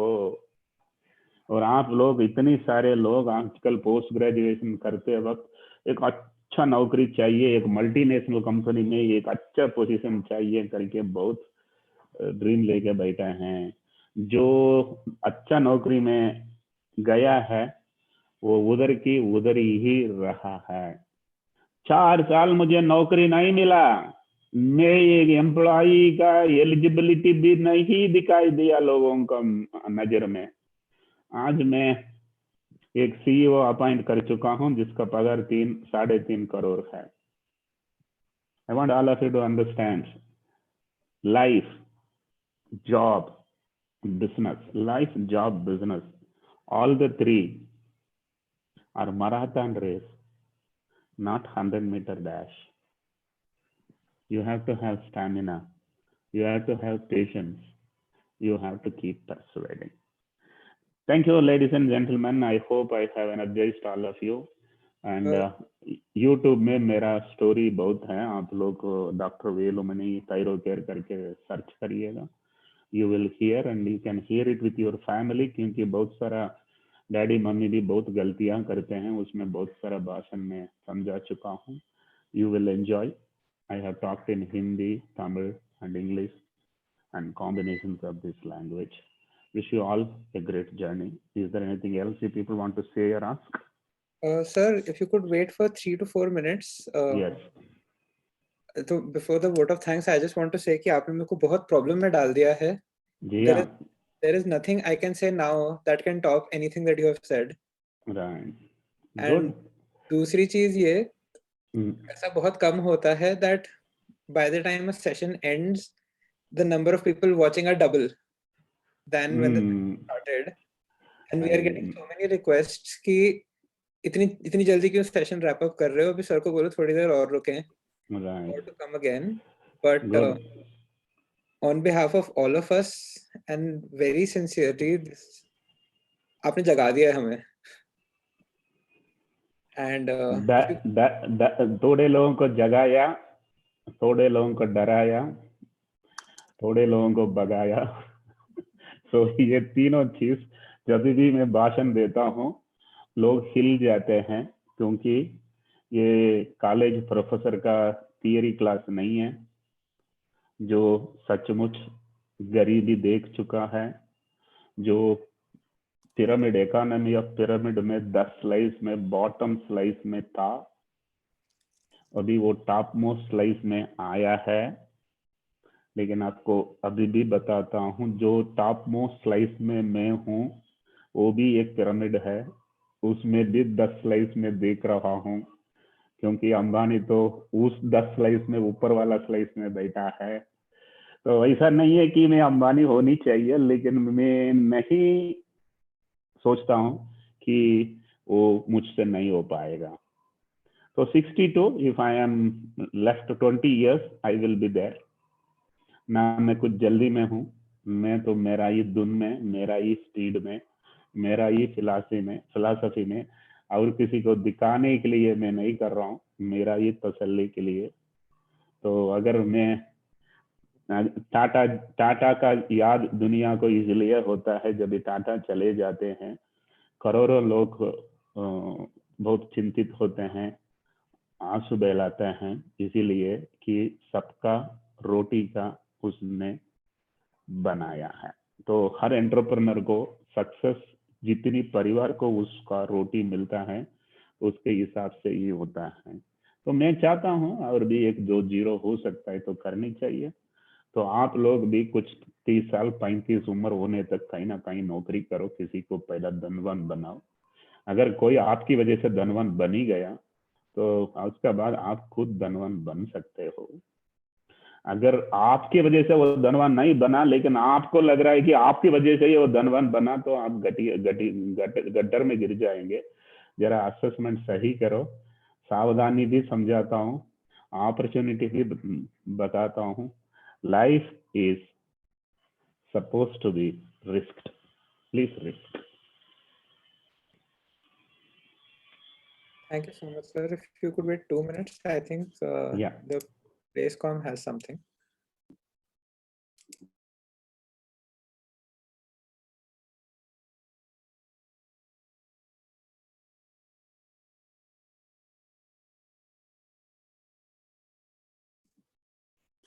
Our next session will start at 3:55, I believe.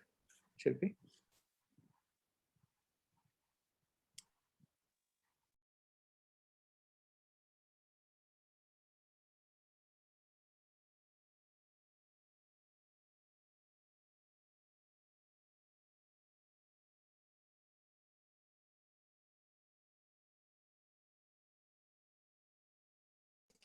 Next session starts at 3:55. So we have time till then to take a break.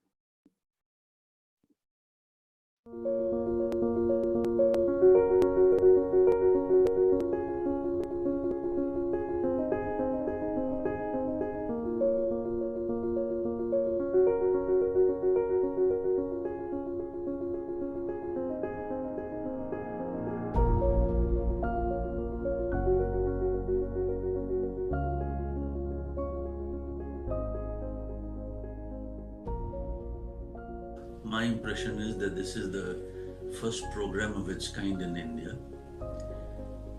It was started as an initiative of Tata Steel, where I used to be employed in those days. Tata Steel's reason for starting this program was they found their graduate trainees moving away after 2-3 years of working because they wanted to get higher degrees from business schools in India or abroad. So we negotiated with XLRI in those days and worked out a 1-year program exclusively for the brightest youngsters of Tata Steel. Then it was felt this is too good a program to keep it confined to only one company. There might be a wider market in the country. So it became an open program and we invited applications from companies around the country. And this program has gone from strength to strength since then. And other business schools saw the success of this program and put in similar programs of their own.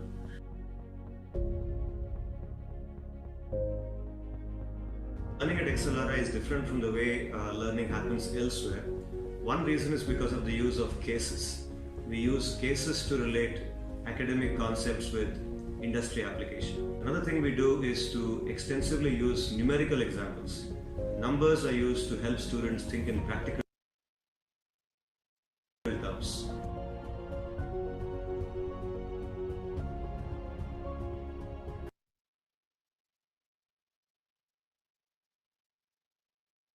The one-year MBA is slowly but surely becoming increasingly popular. XLRI, being one of the oldest and premier B schools in the country, is one such school that offers the program better known as the General Management Program. Students joining this program typically are experienced professionals who have held leadership positions in their respective companies. So while gaining management knowledge is the prime objective, this one-year MBA gives us that quick essential push in our careers, making it totally apt for us. So not only does it offer a very high return on investment, it also takes away the commitment of spending 2 years, which is not feasible for most of us. As the saying goes, the proof is in the pudding. Our XLRI GM alumni are currently market leaders in different domains of the industry.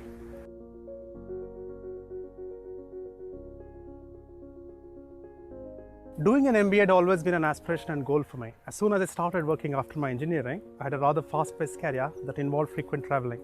I could not firmly determine if the time was right to take a break from it all and go for my MBA. So in the last few years, as the scope of my managerial responsibilities was expanding both in scope and depth, I began to realize that a formal management education would definitely add value. It would make me more effective and successful as a manager, as it would impact me a sound theoretical knowledge. I know it could have been a little earlier, but in any case, I'm glad that I decided to go for it after 19 years of a rich and fruitful professional experience in the IT industry. The XLRI GM program is one of the best suited programs for me in terms of relevance and exhaustive coverage, and I'm really pleased with my decision to be part of it.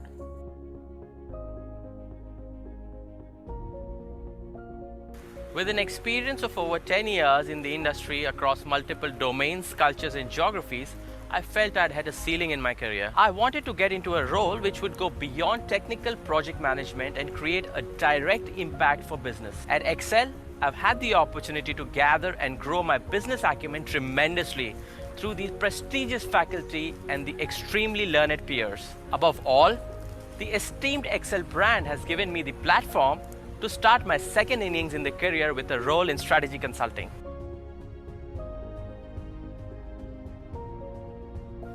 Good in academics, I was expected to toe the line and opt for engineering or medicine. However, my creative instincts prompted me to pursue a career in advertising. With 5 years of experience in digital marketing, where technology is transforming the industry so fast, I knew XLRI's one-year MBA program would be the appropriate next step as I look to expand my horizons. And the program has provided me with just that.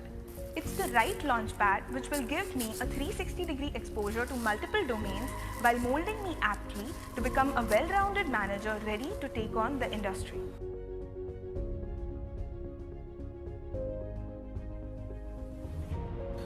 The one-year general management program is extremely intensive, yet we ensure that we weave other memories into a one-year educational journey. We actively participate in all festivals organized at XLRI and also have 2 homegrown events, the Praram and Accelerate, through which we showcase our talents and in fact show our strengths in a better fashion.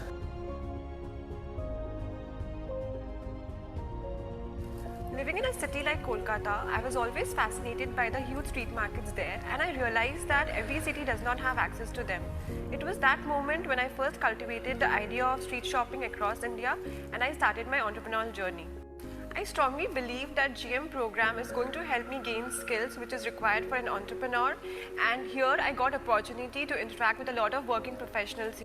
Courses such as entrepreneurship and new ventures are relevant to my aspirations, and they let me know what are the challenges which are faced by the entrepreneurs on daily basis and how we can overcome them.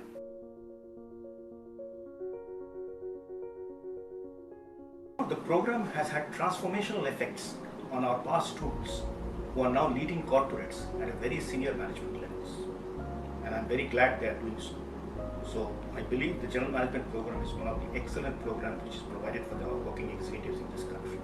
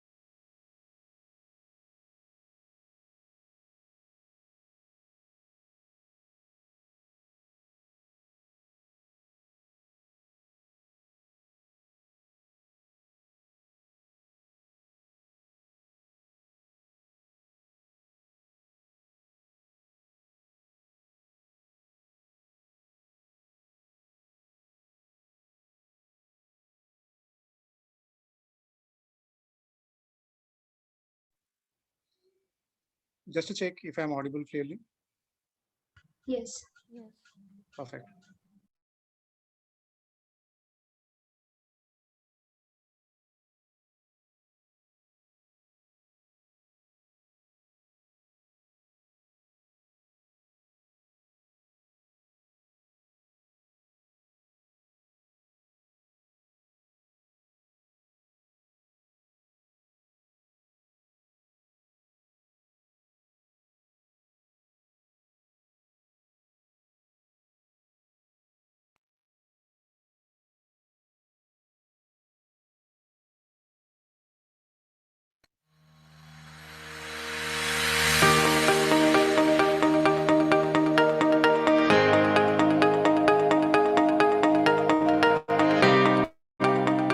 The XLRI PGDM General Management course is a one-year MBA program that enables students to not only get a holistic view of today's business scenarios across various industries, but also master problem solving with unique out-of-the-box thinking.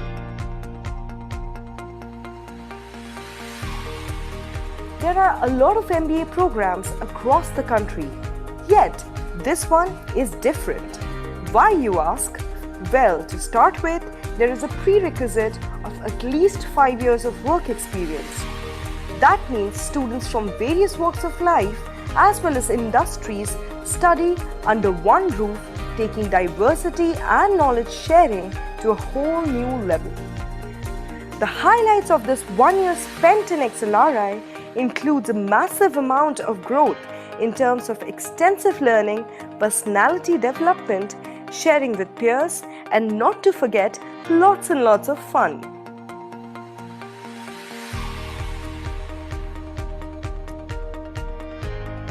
Let us see what the current batch has to say about the program. Having spent 6 years in a public sector bank, I was at a point in my career where a lot of monotony and stagnation had started lurking in. My journey at XLRI has been very enriching, both personally and professionally. Being a co-founder of a startup, I wanted to spur my business, but due to lack of the business knowledge, it was stifling to grow in the market.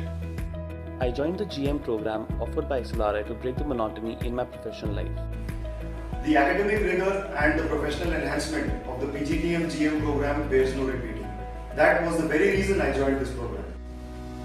Through General Management program, I have inculcated the skill sets through the concepts taught by renowned faculty members. I came here with a lot of experience and in a very specific role, and I was preparing to go to the next level in my career. I wanted to get beyond this, learn much more not just in the field of finance, but also general management, and be future ready for compelling roles. After 6 months into the program, what I realized is the value add that the program is imparted in terms of overall personality development. Interacting with peers from varied industries has given me a new virtue of the learning gaps at the workplace. With the learnings at XLRI GM, I feel empowered to bridge these gaps and help employees develop and grow. General Management program is a complete metamorphosis. It has made me confident to increase the scale of my business sustainably in the dynamic business world.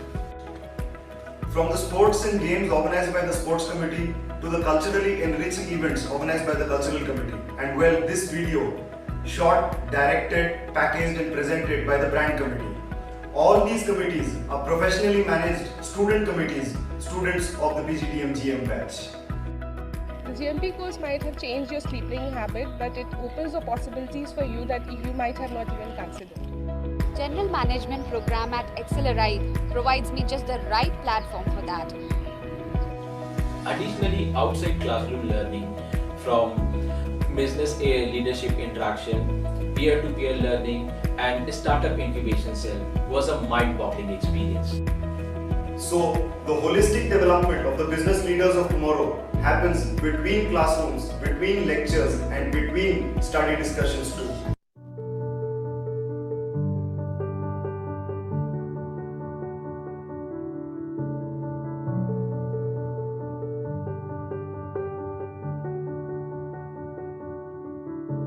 Now let us see what value addition did the students get out of our PGDM GM program. This program is my career launchpad. Being in HR, XLRI GMP is a mecca where my dream has come true. This program is really helping me to improve my business acumen. GMP has taught me how to write a single assignment in 10 different versions. Our program has taught me to climb the mountain, not so the world can see me, but so I can see the world. This program is as important as the iron thrown to the Targaryens. XLRI GMP has given me the courage to experiment and explore new opportunities. The program has given a sense of pride to me. It has helped me push my limits.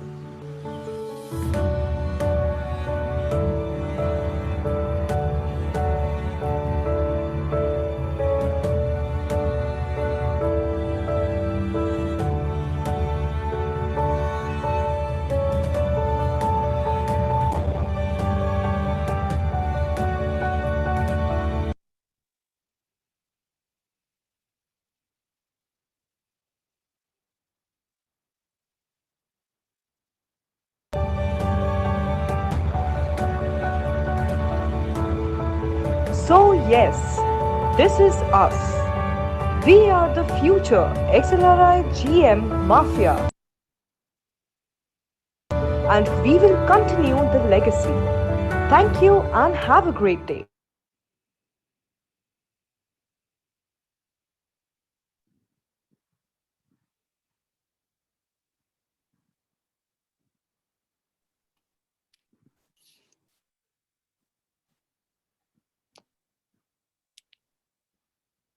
Welcome back, everyone.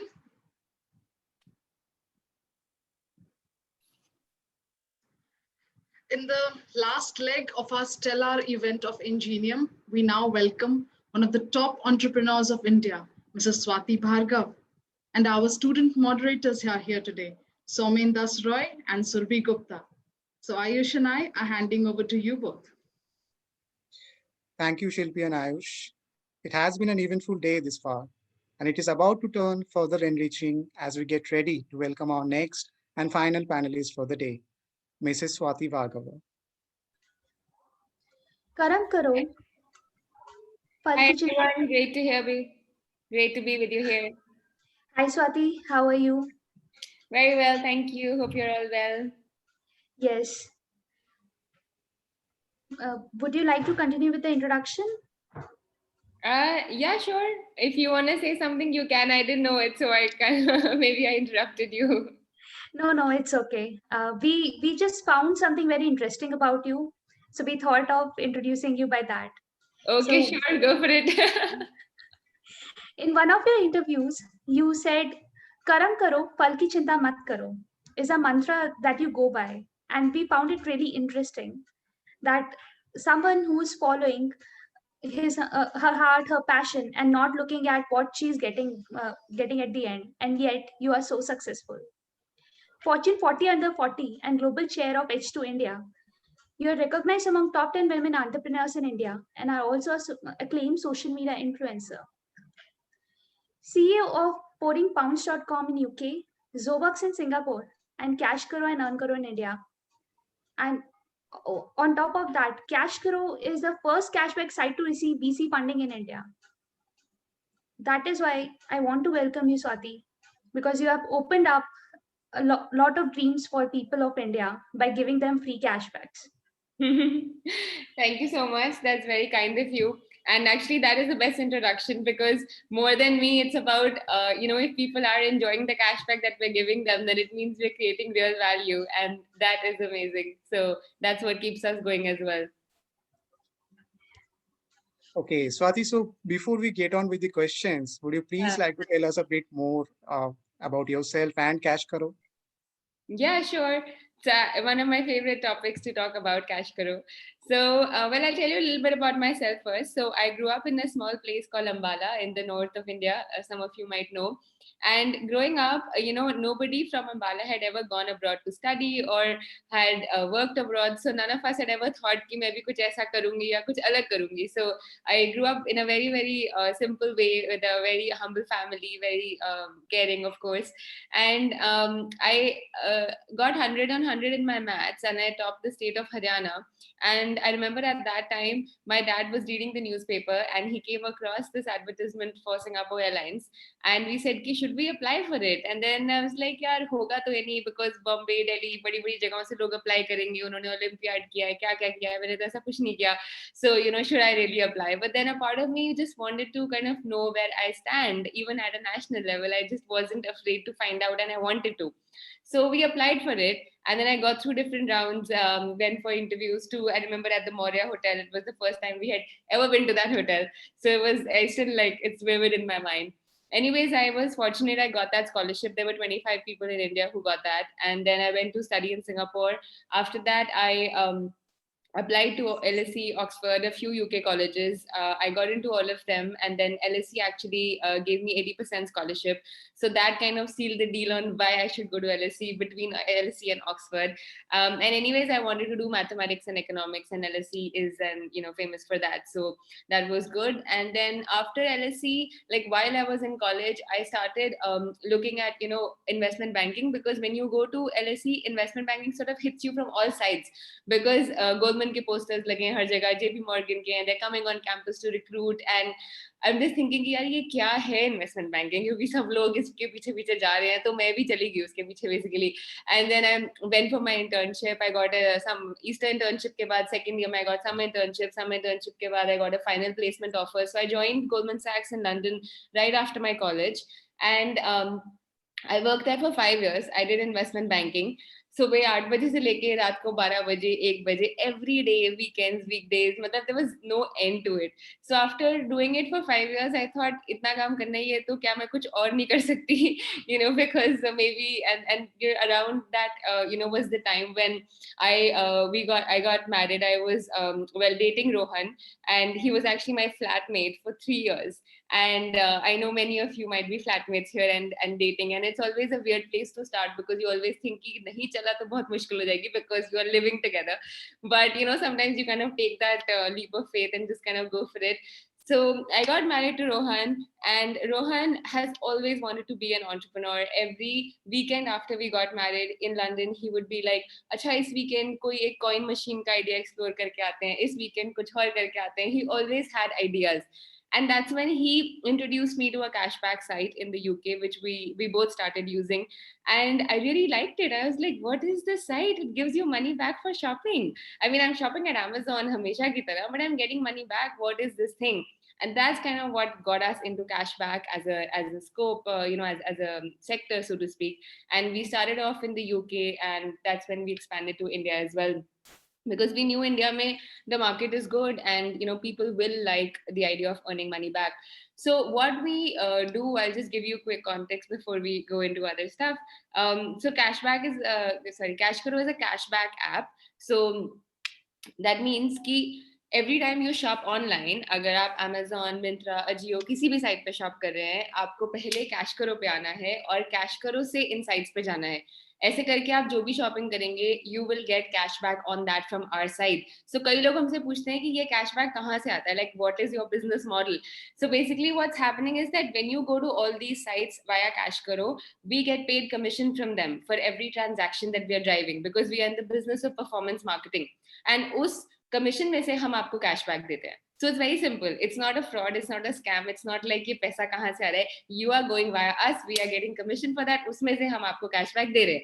And that's it. और ये cashback जो है, ये real cash है. आप इसको अपने bank account में इकट्ठा कर सकते हैं, या फिर Amazon, Flipkart के gift vouchers भी ले सकते हैं.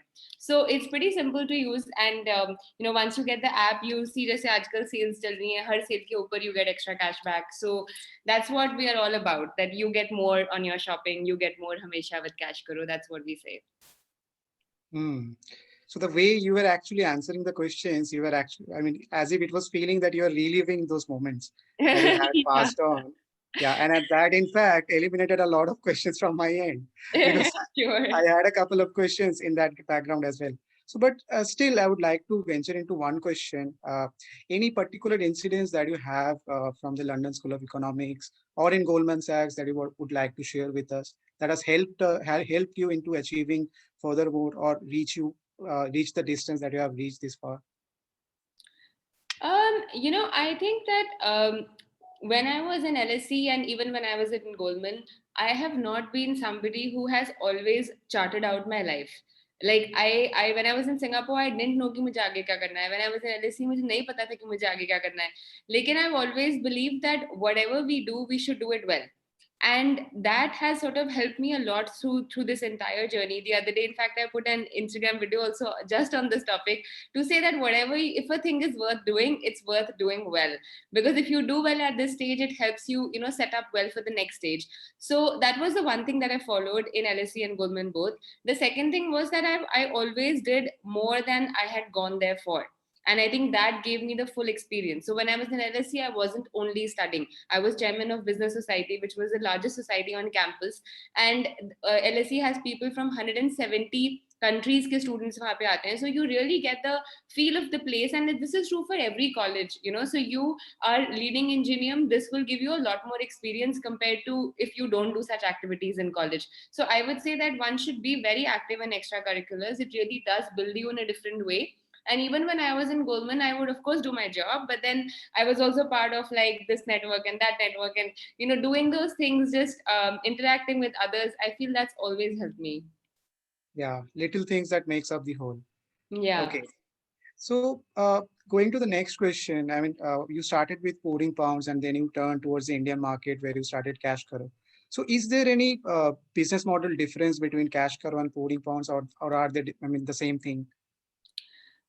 Business model is the same because we are a performance marketing channel to e-commerce sites. That is true in UK as well and in India as well. And the cashback, the way that we pay our customers, that is also the same. So business model ka farak nahi hai. And the good thing is that actually it's not just Indians who like to save money. Even in UK, people use pouring pounds very actively because अगर उनको 10 pence भी बच रहा होगा तो वो करेंगे. ये सिर्फ Indians नहीं है जो हमें लगता है कि ऐसा करेंगे. They do it everywhere. The business model, even for Earn Karo, our new social cashback app, that is also the same, that we're getting commission from retailers. But what happens in Earn Karo is that we are not really, the way Earn Karo works is that you can go to Earn Karo and you can make deal links for any product, which can be on Amazon or Myntra or a Jio, and you share it on your WhatsApp or Telegram or other places. And if anybody clicks through your link and shops, you earn profit.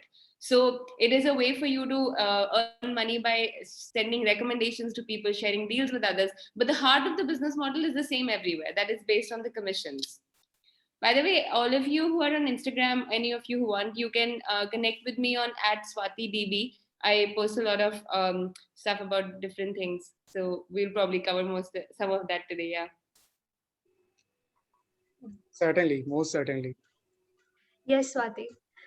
So listening to you, it feels amazing that how the simplest of ideas, which people usually don't think of, are the most successful and touch people's heart the most. Going forward with that, when you were preparing your investor pitch for Kalari Capital and Ratan Tata, what was going on in your mind? How did you prepare it, and what was your feeling during the pitch? Well, when I look back to our funding journey, there are four actually very distinct meetings that I remember. The first one is when we started doing our angel round of funding in London. So I remember I was sitting in Starbucks with a friend of mine, Henry Smithers, and he said, that if Cash Karo is doing so well in India, why don't you raise money? And I said, yeah, I don't know anyone. Where am I going to raise money from? So everybody thinks like that at the start, that I don't know anything. How will I do it? But I sent an email to some of my Goldman colleagues, sent an email to some other people I knew in London, and I started getting replies from them so quickly, saying, yes, we want to meet, we want to understand it, we think India is a really exciting space. So in a matter of 48 hours, I really went from one meeting to another meeting, and against a target of $300,000, we closed an angel round of $750,000, and that was the first sort of my sort of first success at fundraise. And I think that kind of gave me a high like nothing else, because it's the first time that you really find that somebody else is willing to put money also on your idea and your effort, and there's a validation that you feel. You don't really need it, but it feels nice. So that was the first one. The second one was when we were pitching to Kalari Capital. Long big boardroom partner meeting, everybody, all males apart from Vani and myself. Vani is the MD of Kalari. So that was when we did our Series A. That was $3.8 million. And then came Mr. Ratan Tata's meeting in 2016. That is like a whole story in itself, which I can go into if you want, but that was also very special. And then the Series B that we did this year, led by Korea Investment Partners for $10 million. So now I've dealt with different investors, and I feel like the quality that you need everywhere is the same. You just really need to be confident. You really need to know your numbers, and people really want to know how big you think this can become. So there was this one out of direction question that I got from what you told. So you said about validation that you got from investor pitch, which was not needed. And this is one very big confidence factor in today's youth, that we are all looking for validation. And because of which a lot of us don't even try it. We kill the ideas in the roots. So how do you develop in such a person who is so confident, so self-assured that yes, we will move forward? I mean, mistakes can happen, people can make mistakes, but still, how you get the energy to move forward? I think in this case, energy to move forward on a business front, not on a personal level. I think because the question answer is actually different for both. But I think energy for business comes from traction, comes from team, comes from looking at the market environment around us. And when we see that people are sort of shopping via Kashkaro, and we meet people and they say, hey, we're using the app and we really enjoy it. So that is like the real validation, where कि हाँ customer को product पसंद है. Because अगर customer को product पसंद है तो ही वो आगे जाके मतलब उसको यूज करते रहेंगे, फिर इन्वेस्टर तो आ ही जाएंगे if the product is good. So I think talking to customers helps, and we have a team of 175 people now. So the team is a very big strength. So when you have the team, you like, for me, Rohan is a co-founder, so that makes a lot of difference, having somebody with you to do your ups and downs with. So all that gives you energy at every step on a business level. On a personal level, it's a different story, which again I can go into if you like. But given we were talking about investors, there's also a question from Himanshu about experience of pitching to Mr. Tata. So would you want me to talk about that a little bit? Yes. Okay. So with Mr. Tata, the meeting was very special because it happens only once or twice in a lifetime probably. So we went to the Taj in Mumbai, and when we entered the Taj, behind us there are these lifts and there is a button called C. So I got into the lift, I pressed the C, and when the lift stopped at C and it opens, there's like a whole chamber of wooden paneled room looking really beautiful, and I'm just thinking ye kahan gaye, like what is this, right? And these are Mr. Tata's chambers. So there was a boardroom there which we went into, and Mr. Tata was sitting at the table having his lunch, and then they told me that here he's sitting here, you can present here, yahan pe aap apna wo screen laga hua hai, you can pitch. And then I started and I was like, yaar, ye kaise chalega? Because I'm going to be standing there and pitching. He's sitting here. So how will we connect? Because, we are not going to be talking to each other. So that's when I asked him. So I said, sir, do you mind if I just sit across from you and have a conversation? And he said, sure. So I said, forget the pitch and the deck. Let's just talk, right? Because we have 15 minutes. And in 15 minutes, if he doesn't even get to know me as a person, how is he ever going to invest? So that to me is a very important takeaway, that investors work a lot on relationship and their impression of the founders as well. So anyway, I sat across from Mr. Tata. We spoke about Kashkaro and what we're trying to build. And then he was engaged. He was asking questions. Then I asked him in the end, sir, what do you think? And he said, in a country that loves to save, you are giving free money. What's there not to love? And I said, that's right. That's exactly my point. And then uske baad, for 2 weeks or so, we didn't hear anything from Mr. Tata. So Rohan and I thought, chalo, theek hai, meeting ho gayi, achhi ho gayi, abhi kuch aur nahi hona tha. So we'll just remember the meeting. And then one day at 10:30, I get a message saying, hey Swati, it's Venkat, can you call me? And I was like, Venkat is an intern in our company. Why does he want to talk at night? And then I was like, well, shayad kuch chahiye hi hoga, tabhi message aaya uska. So I replied back saying, sure, call me. And then I get the call and he's like, hey, this is Venkat from Mr. Tata's office. We loved your pitch and your company and we want to invest.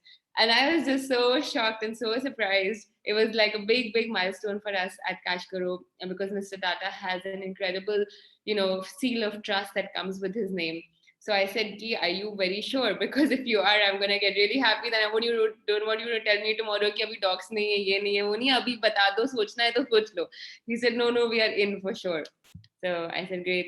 So that was how it happened, and so an experience that stays with us till now. It sounds so incredible. I mean, we all dream of meeting Mr. Tata, and you actually pitched and got his confidence. It really, really ignites us. And it ignites us also till now, because we also don't know कि हो जाता है ऐसा, yeah. Okay, so I'll move on to the next question. This is one thing which I was really hoping to ask you. Yeah. You started with 2 people team, and that too a husband and wife team where there is a lot of trust, there is a lot of confidence in each other, and then you moved on to become a 175 people team. What are your biggest takeaways in this expansion? I think the first takeaway is that that the bigger your dream, the more important your team. So you can't do anything without your team. Don't even try. And I think that was the first thing, कि team पे focus करना है. Second was that I myself will have to spend a lot of time in hiring. Not only me, Rohan also spends a lot of time in hiring, and it is the one function that we are still very deeply involved in and we deeply care about, because we know that every individual coming in is going to contribute, and we need to make sure that they're like the best possible people. Then the third thing I learned was that being an entrepreneur is really not enough to run a business. You need to really evolve from being an entrepreneur to a leader. And until you can make that jump, the success in your business is not going to come. So I started working on myself. I started, listening to videos and reading books and just kind of figuring out how I can be better. How can I sort of, be a role model for the team as well? Because if I can't do certain things or Rohan can't do certain things, it's really hard for us to expect the team to care and love so much if we don't do it, And then the fourth thing I learned was that as a leader, it's really important for you to remember that, you have to be a charged battery on your own. So that when this charged battery meets other people, I should be able to charge others to do their work with that kind of love and passion that I feel for the business. So the job of a leader is not just to be a good manager. It is to figure out how are you going to be that charged battery that is going to actually motivate others. So working on yourself, working on myself became like a very important part of it. It sounds really amazing. I mean, getting people on board is the toughest thing there to do. It feels really nice to listen how you have expanded. And the other thing is, important to know and remember is that culture is a very important part of it. So, we really work hard to build a good working environment at Cashkaro, to build a good culture for the company. So we do various activities. We have town halls where we do monthly awards, Cashkaro Superstar Awards. Every morning now, ever since COVID started, we've all been in lockdown, and we started this 9:30 a.m. meeting. So at the start of the meeting, I host something called the CK Morning Show, and I actually invite one of our team members to be a guest. So we ask them, okay, what's your journey been?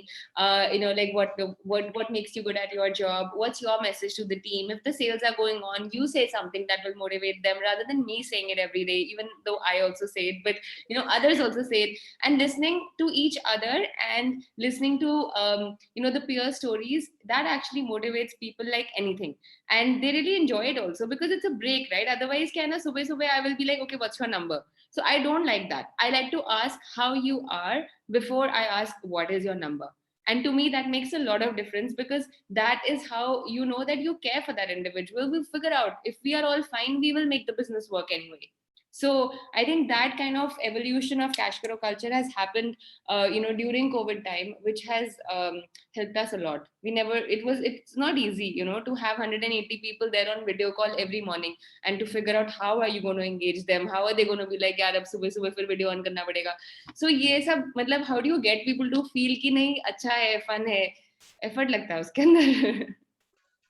These tips are gonna come handy to us as well. I mean, in the whole course being online, every time we have a guest lecture or a lead talk, we have to get people to switch on their videos on time, be ready, be properly dressed, and it's a little bit difficult to do at home where you have dogs, kids, family. So your tips are really gonna come as handy. If that is a challenge for people, I just want to say a couple of things which I say to my team also.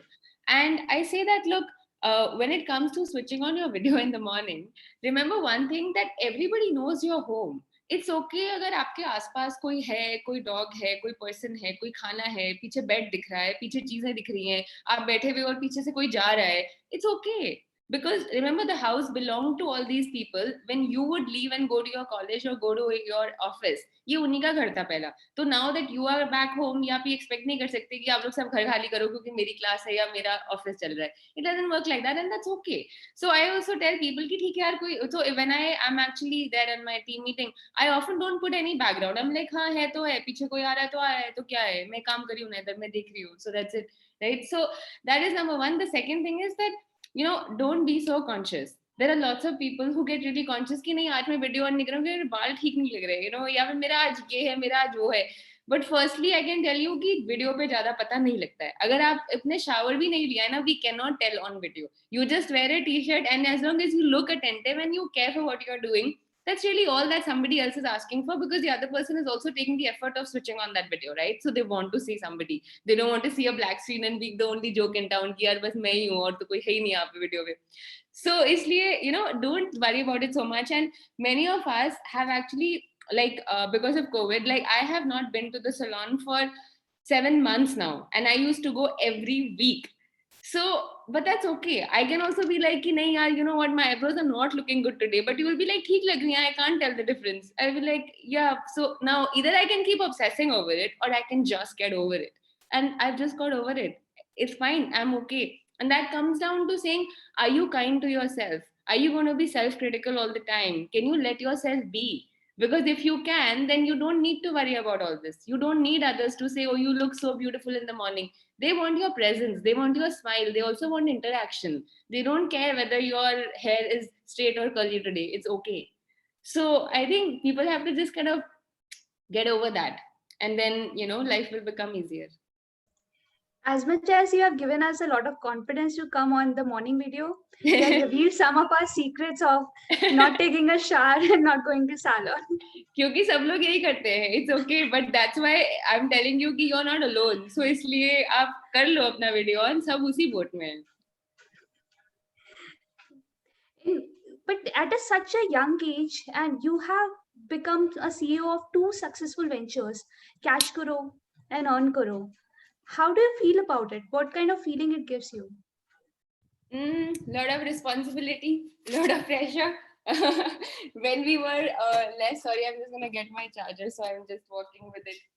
And that's part of it, right? Either I can be like really upset right now कि मेरा charge खत्म हो गया और मेरा webinar चल रहा है, or I can be like कि ठीक है खत्म हो गया क्या करूँ? So that's it. So how does it make me feel? Well, it definitely feels good, you know, because when you know the stats on startups, a lot of startups fail. But what is failure and what is success? I mean, tomorrow if we can't raise next round of funding, even we'll be called a failure, and today we are not. But then the point is that funding is not the success only. You know, there are a lot of it's what you do with that funding. And for me, it's about enjoying that journey till we get there, and making sure that till we get there, meaning get higher, not the other way. But and also to make sure that anybody who interacts with Cash Karo has the best experience ever. It could be customers, it could be our shareholders, it could be our team. They need to feel like, yes, this is the best thing that could happen to me, you know. So I think it is that desire which makes us feel motivated. We're definitely happy with how far we've come, but we know that we have such a long way to go, that even after 7 years it feels like yaar ye sab cheezein to 2 saal baad hi kar leni chahiye thi, abhi tak kyun nahi hui? And it never ends. It just kind of continues. Okay, Swati. So, I mean, before getting on to the next question, I must say, I'll wait for the moment जब मैं बोल सकूं कि हाँ पीछे लोग हैं तो क्या हुआ. I'll wait for a session जहाँ मैं ये बोल सकूं. Okay. Yeah. So yeah, getting to the next question, that in the recent times you have been seeking a lot of capitals to scale it up. So what's your future vision for Cash Karo? How you intend to scaling it up? See, right now we have 3 businesses actually. There's Cash Karo, there's Earn Karo, and we've also gone into offline assisted e-commerce. So we actually, and I'll tell you a little bit about the third one, then go back to the first. So in smaller places like Gorakhpur, Ropar, small places in Haryana, Punjab. So there are Kirana stores that we have tied up with. They are called Cash Karo stores. And वहाँ पे उनकी walk-in audience आती है, that they place orders with the store, and they say कि अच्छा मुझे एक phone मंगवा दो. Then the store goes to Cash Karo via Cash Karo to Amazon, places the order, keeps the cash back, and the person who's come in gets the product. So basically, we've gone into assisted e-commerce, enabling a lot of rural India to get access to the the online products, and the stores are actually earning extra income via the cashback because they are placing that. So if I look at where we started off from, we were a pure cashback product. That means it was for people who are evolved online shoppers. Then we added price comparison on Cash Karo. So we became a bit of discovery also, कि जिसको थोड़ा ढूंढना है कि सबसे अच्छा क्या है, फिर वो हमारे पास आए. So the funnel became a little larger. Then we opened up Earn Karo. Matlab anybody who, you are like a very shatir online shopper and you know how to find the deals, you can share it with other people. So we started talking to people who can now, like, they know how to place the order, but they don't know how to find the deals. And now we're going up further in the funnel saying, okay, let's talk to also people who want access to online product, but they don't even know how to place the order. So then they can come to the stores. So the idea for Cash Karo, the vision is to keep opening up that funnel, starting off from the evolved online shopper, going to anyone who can potentially come under the online shopping remit. So that is number one. The second is that within Cash Karo itself, we feel that the market is really big. If we look abroad, there are billion-dollar cashback sites in US, in China, in UK. So why not in India? Because India is, a very large growing e-commerce market. People in India love to save money. So the product market fit is right. We have traction. We're the category leader. We are the only ones who've raised as much capital as we've done. So why can't we be that billion-dollar cashback site? So that is the vision, to actually grow it to that number, so to speak. Yeah. Okay. All right. Yeah. So I'm moving on to the next question. Sure. So I mean, in this economic slowdown, it has impacted almost all facets of business. So has it been so the same for your organization? Has it been same for Cash Karo for at least couple of months, or is it in the path of recovery for now? We were very COVID hit for April and May, 2 months, because during those months, we basically mirror e-commerce because we work with all e-commerce players. जो वहाँ पे trends हैं वो हमारी industry में भी आएंगे. And e-commerce had a big problem in April because fulfillment नहीं हो रही थी, containment zones थे, सबको even delivery वालों को डर लग रहा था. So the delivery logistics as a sector was suffering. And because of containment zones, e-commerce wasn't delivering to a large number of cities. So April had become really bad, and then we said, okay, let's go into Amazon, Flipkart वगैरह की wait नहीं कर सकते, COVID पता नहीं कब तक चलेगा, क्या होगा. So we expanded into education as a category. We tied up with Udemy, with Byju's, with Testbook, Vedantu, all the different sites which don't even rely on e-commerce delivery. So that's what we learned, that you have to keep innovating, right? You have to keep doing something different. And that we added that category. In a couple of months, e-commerce came back. So it was a good thing for us. Now we have a new category also, and now we're back on e-commerce as well. In fact, business is growing more than ever now because people really are shopping online more, staying at home. They're not wanting to go to malls. They're not wanting to step out as much. So indirectly, COVID has been good for e-commerce and therefore for our business as well. Okay. So nowadays, in recent years, with so many, e-commerce website and similarly cashback websites sprouting up, is there a probable chance of disruption that you feel, or any challenges that may come your way in the future? See, challenges तो आते ही रहेंगे, but question is कि like what do you do with that challenge, right? You get really scared, or do you just say कि ठीक है आया है चला जाएगा? You have to work for it, right? You have to work to make it go away, and that's what we're doing. I mean, right now, to be honest, spending money is also a challenge because now that we have the money, where do we spend it such that we spend it right is not really an easy question to answer. Because if we do a lot of branding and we burst a lot of money and it doesn't come back into results, then you can't do the next round. But if you don't spend enough, then investors say आपने raise ही क्यों किया है अगर spend नहीं करना तो. So इसको भी आप एक challenge कह सकते हो. लेकिन इसी तरीके के सब challenges होते हैं which all have solutions and which all one has to kind of work through it. So ऐसा कुछ खास नहीं है problem. Okay. So this has been the first round of our questions, and before we move into the next segment, we have a small rapid fire for you. Okay. So Lee, are you ready with the questions? Yes. Okay. So Swati, are you ready? All right, let's do it. Okay. So best moment in life? I would like to think that every moment is pretty good. I like your attitude so much. I'm your fan. Thank you so much. One feeling when you first got to know that you are selected for Singapore school? Really, really, really excited. Last book that you read? The Universe Has Your Back by Gabriel Bernstein. Cash Karo or Earn Karo? No.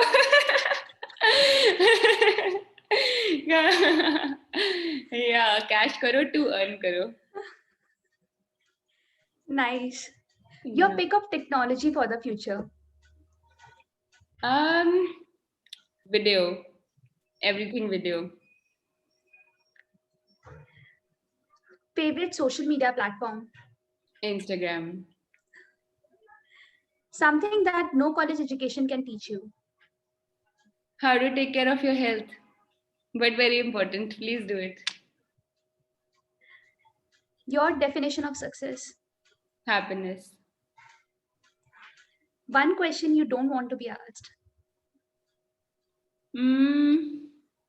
Whether I would like to spend time with my husband or work. A person or thought that inspires you. Actually, my husband, Rohan. Thank you, Swati. That was really insightful for us. And I surely hope you have enjoyed this round. Yeah, it was fun. In fact, the first question that you asked, I want to tell you about that. So many times people ask me, what is the happiest moment of your life? Or what is like the best time of your life? And I feel firstly that I'm really fortunate and grateful that I have had lots of good experiences to choose from. But I actually feel that, we should not link events to happiness. Like, for example, if I came first in class, it is a really memorable event for me. It's an achievement that I'm proud of. But at the same time, it should not be the only way that I become happy. Everybody has to learn how to become happy irrespective of external circumstances. No matter what happens outside, it should not affect your inside so much that it shakes you up, and both ways, in good and in bad. So if somebody is upset with me, it should not be like the worst day of my life, because theek hai, wo upset hain, but at the same time, I can't let it upset me so much that I lose myself or I lose my happiness in doing that. And similarly, if today I came first or something, I will definitely celebrate that a lot. But it can't be the happiest moment of my life, because every moment you have to live like, yes, this is good, I'm grateful, and this is happy. Then only your future moments become like that. So that's why these questions are a little difficult for me. Well, this answer of yours, I feel it's the best advice someone has given me in this year of COVID, where everything you Yeah. see is going in a different direction than expected. That's But very true. what I you met a friend of mine yesterday. I went down to walk in my building and I met her and she said, this year is just the worst ever, or kya kya aega. You must have seen a lot of people, 2020, ye ho gaya, wo ho gaya. And I told her that, I agree with you that that COVID is like a really bad stick that has been dealt to the world. But we must not forget that we are not at the receiving end of the bad of that stick. Like, you and I are sitting in the comfort of our homes doing a webinar about random things in some sense. None of us are dying or without a job, or our family is this thing and we don't have money for food or something. Like, there are a lot of people who are really impacted by COVID. अगर वो बोले भी तो समझ आता है. अगर हम लोग बैठ के यहाँ बोलेंगे 2020 is the worst because we can't go to a bar, because we can't like meet our friends for Diwali, then we need to put life in perspective and say, यार, ups and downs तो आएंगे ना, but you got to be grateful for what you have. True. And continuing from that, your new startup, Earn Karo, it's something you have started for the housewives, for the people who cannot go to office and work. So would you like to expand on that? And because I think this one idea is very good in the scenario of COVID. Yeah, and actually the largest user base for Ankaro at the moment is actually students. So yeah, so a lot of students, you find that आपस में जब आप बात करो, somebody might say, अरे this jacket is so cool, कहाँ से ली? Send me the link. ये mobile अच्छा कौन सा है? You tell me. Or like, in students there'll be one guy जिसको laptop के बारे में पता है. This guy knows everything about mobiles. So what we're telling such people is that आप normally अपना Amazon link सबको दे देते हो कि ये लो, इससे shop कर लो. अब आपको क्या करना है कि आप वो Amazon लिंक आके अर्न करो पे पेस्ट करो, और उसी का आपको एक अर्न करो लिंक मिलेगा. आप वो शेयर करो किसी के साथ, ताकि कल कोई अगर उस लिंक से शॉप करेगा तो आपको कमीशन मिलेगी, आपको जिसको हम कहते हैं प्रॉफिट मिलेगा इन योर अर्न करो account, which is real cash and you can transfer it to your bank account. So this way what we believe is that India is made up of micro influencers everywhere, in housewife communities, in student communities, on YouTube or Instagram. There are influencers as well. So we want everyone to be able to monetize and earn from their recommendations. So that's what we're saying कि आपके पास जो भी products internet से आप उठाते हो उनको ऐसे ही देने की जगह किसी को आके अर्न करो पे पेस्ट करो, वहां से अपना अर्न करो लिंक बना के शेयर करो. So that's pretty much it. It's a pretty simple idea. 3 bright ideas in under 10 years. How many more ideas do you have in your vision? I actually want to just work on these 3 and make them much bigger, because there's no point in having like 10 ideas but if they all remain small. I think we have to just kind of consolidate and focus and just go after it. Yeah. Keeping up with the name of this event, that is Hurdle the Rates, what were some of the biggest hurdles that you have faced in your entrepreneurial journey? To be honest, the first one was that when we came from UK to India, people did not know what is cashback. So किसी से cashback बोलो तो उनको Paytm cash लगता है, किसी को cashback बोलो तो उसको लगता है अच्छा credit card भी तो cashback देता है, ये वही होगा. और आज तक यही confusion है कि ये cashback है क्या, ये एक अलग type का cashback है, ये क्या cashback है. So that is, so if you broadly see it, that is about education of your product and education of your industry. That is a big challenge. Because what happens is that every industry needs like a couple of really high spenders like Amazon, Flipkart to raise awareness, right? So Amazon, Flipkart ने जब online shopping के लिए ads करनी शुरू करी, तो it was easier for a LimeRoad and a Purple and a Nykaa and everybody to come after that, क्योंकि उनको आपको ये नहीं आके समझाना था कि online shopping क्या होती है. They are just saying कि यार हम इस category में online shopping आपको help कर सकते हैं. तो जो category leader होता है उसके लिए it is always difficult to think about how do we explain to the world that हमारा product क्या है, क्योंकि हमारे बाद जितने आएंगे उनके लिए आसान हो जाएगा. So that was the difficult part for us, because we had to go and convince an Amazon and a Flipkart and a Myntra and a Snapdeal and everybody to work with us and then give us commission on every sale. उसके बाद उसकी tracking, उसकी validations, there are so many complications, because let's say if you shop at Amazon via Cash Karo and we get the commission और हम साथ साथ आपको cashback दे दें, कल को आप अपना प्रोडक्ट रिटर्न कर दोगे तो Amazon हमें वो कमीशन काट लेगा और हम तो आपको कैशबैक दे चुके होंगे, फिर क्या करेंगे? ऐसे तो मतलब इंडिया में तो लोग हमें लूट ही लेंगे, because they will be like कि सारा कुछ ही वापस कर दो, इनसे कैशबैक ले लो पहले. लेकिन दैट मीन्स उसके लिए कुछ रूल्स बनाने पड़ते हैं, उसके लिए कुछ वैलिडेशंस होती हैं, ट्रैकिंग टाइमलाइंस होती हैं, प्रोसेसेस बनाने पड़ते हैं. That is a big thing, because जब हमने शुरू में ये सब किया और सब रिटेलर्स को फिर उस चीज की आदत डाली, कस्टमर्स को उस चीज की आदत डाली, now it's easier for other sites to come up and say cash करो जैसा करना है. So but then कैश करो को जब करना था तो हमें ज्यादा सोचना पड़ता है. So oh my God, கொஞ்சம் சும்மா இருங்க. Okay, okay. So not given. I think you might want to mute. Okay. Yeah. I think yes, Swati, we are good to continue. Yeah, that's okay. Yeah, so that's it. That is a big challenge. The other one is, of course, finding the right team is really difficult, I think, because India mein lots of graduates are there, lots of MBAs are also there actually. But I find that, a lot of people are मतलब दो categories के हैं, या फिर बहुत ही engineering type हैं where interpersonal skills are missing, which is not good. It's really important कि दोनों चीजें हो आपके पास. And या फिर ऐसे हैं जो बिल्कुल जैसे creative minded हैं, तो social media वगैरह brand, they're okay with all that, but the minute they have to look at data to analyze their own campaigns, they can't do it. So, but we only hire people at Cash Karo. I mean, not only, there are of course specialists in each as well, but we like to hire people who have a combination of both of them. And that becomes a little difficult sometimes, which I think is something that, students like you coming up today, like you guys should really make sure that you're good at both, because then you will have a much better and a higher chance of succeeding in your careers, because many people are not like that. Okay. So taking a detour over here, so it's a different direction question. What is your take on mentorship? Do you believe that it helps in the longer run to have a mentor as a guide?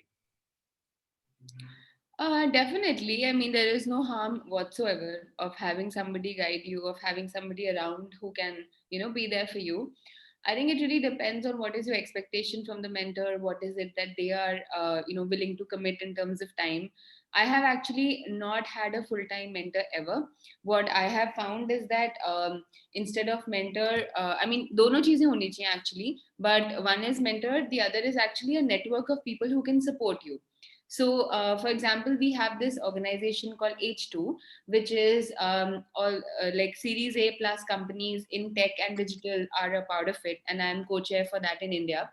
So, whether it's Ashish Kashyap at GoIBivo or Vikram Chopra at Cars 24 or जो भी आप देखते हो और online company सबके CEOs हैं उसके अंदर so having that network to me has been really important कि जैसे अगर मुझे कुछ प्रोडक्ट रिलेटेड क्वेश्चन है I know Ashish is really good at that if I want to talk about retail maybe I talk to the Chaayos founder और if I want to talk about personal care maybe I talk to my Mamaearth friend so ये सारे जो हैं that network has really been important and I think that's why it's yes, you guys can look for mentors, but one also needs to understand ki what do you expect from the mentors. Like sometimes I get messages from people saying, ma'am, will you be my mentor, tell me what business to start. I'll be like, no, I can't be your mentor because this is not what mentorship is about कि आप अपना खुद बिल्कुल भी apply मत करो और किसी और को बड़ा एक question दे दो, which is so open, right? So so I think one has to know exactly what you want out of that relationship, and then enough help is available. But I would just say that you should not be afraid to put yourself out there. Start building your profiles, start building your connections. They really are valuable. They really will help you. Yeah. All right. So going to the next question, you have been actively speaking in prestigious forums like TEDx for quite some time now. So what do you feel about the communication over online platform? Are they as effective as the other one? Effective matlab, sorry? I mean, does that put across the best or effective communication, the meaning or the expression that you want to put forth? Does that come across very well over online platform where you cannot judge the body language of the person who is speaking? Well, I mean, it's all about what choices you have in life, no? Right now, we don't have a choice, so this is good. I think that it's actually been much better than expected. Like in this COVID period, so we have grown our team by about 40%, which includes senior hires as well. I had never thought that we will hire senior people without ever meeting them in person.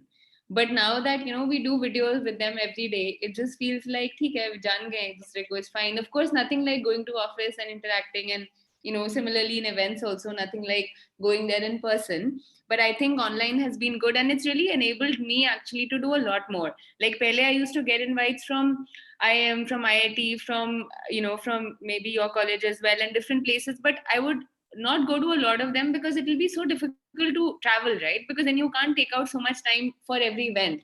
But now sabko aadat pad gayi webinar ki, so it's pretty good. And so there are positives as well. Yeah. Okay. Yeah. So Swati, moving ahead, in another one of your interviews, I researched you a lot, first of all, because I am your fan, completely This your must fan. be boring for you because now you heard it all before. No, it's not. It's actually more interesting listening from you again. I love how you speak about it. You are really kind. Thank you so much. I read somewhere that the book of choice for you is The Secret by Rhonda Bynes. Yeah. Would you like to expand on that, how it helps you? Yeah, so the first time I read this book, The Secret, so most of the good books that I have read ever have been introduced to me by Rohan. So I read The Secret by Rhonda Byrne. It's all about visualizing your future, visualizing कि आपको क्या चाहिए आगे, and then sort of just telling yourself कि हाँ ये हो रहा है, and believing कि ये हो रहा है, and that is how it will manifest in your life. That is how the philosophy of The Secret works. So I happened to actually read this book just before we were doing the angel fundraise round for Cash Karo when I was back in London. And I remember in those 2 days when we did the 48-hour $750,000 round, I would actually sit in the morning and just kind of close my eyes and imagine how I want this day to go. Imagine how I want my meetings to go. And I can't tell you that those things would really happen. And I would come back and saying, damn, this works, And the more you do it now, the more you start thinking that, it works. And see, the point is that your dreams will not work until you do the work. That is for sure. So चाहे आप बैठ के जितना मर्जी imagine कर लो, अगर आप काम नहीं करोगे तो वो होएगा नहीं. लेकिन the only thing is कि काम बहुत लोग करते हैं. How will you stand out? And I think that this is the thing which can help you stand out. This can be the X factor in your success, where you have the strategy, you have the hard work, you're doing everything possible. But then you need to start believing also that, yes, this will happen for me. And yes, that I believe in myself and I know that this thing has happened. I know that this is mine. And then only the universe gives it to you.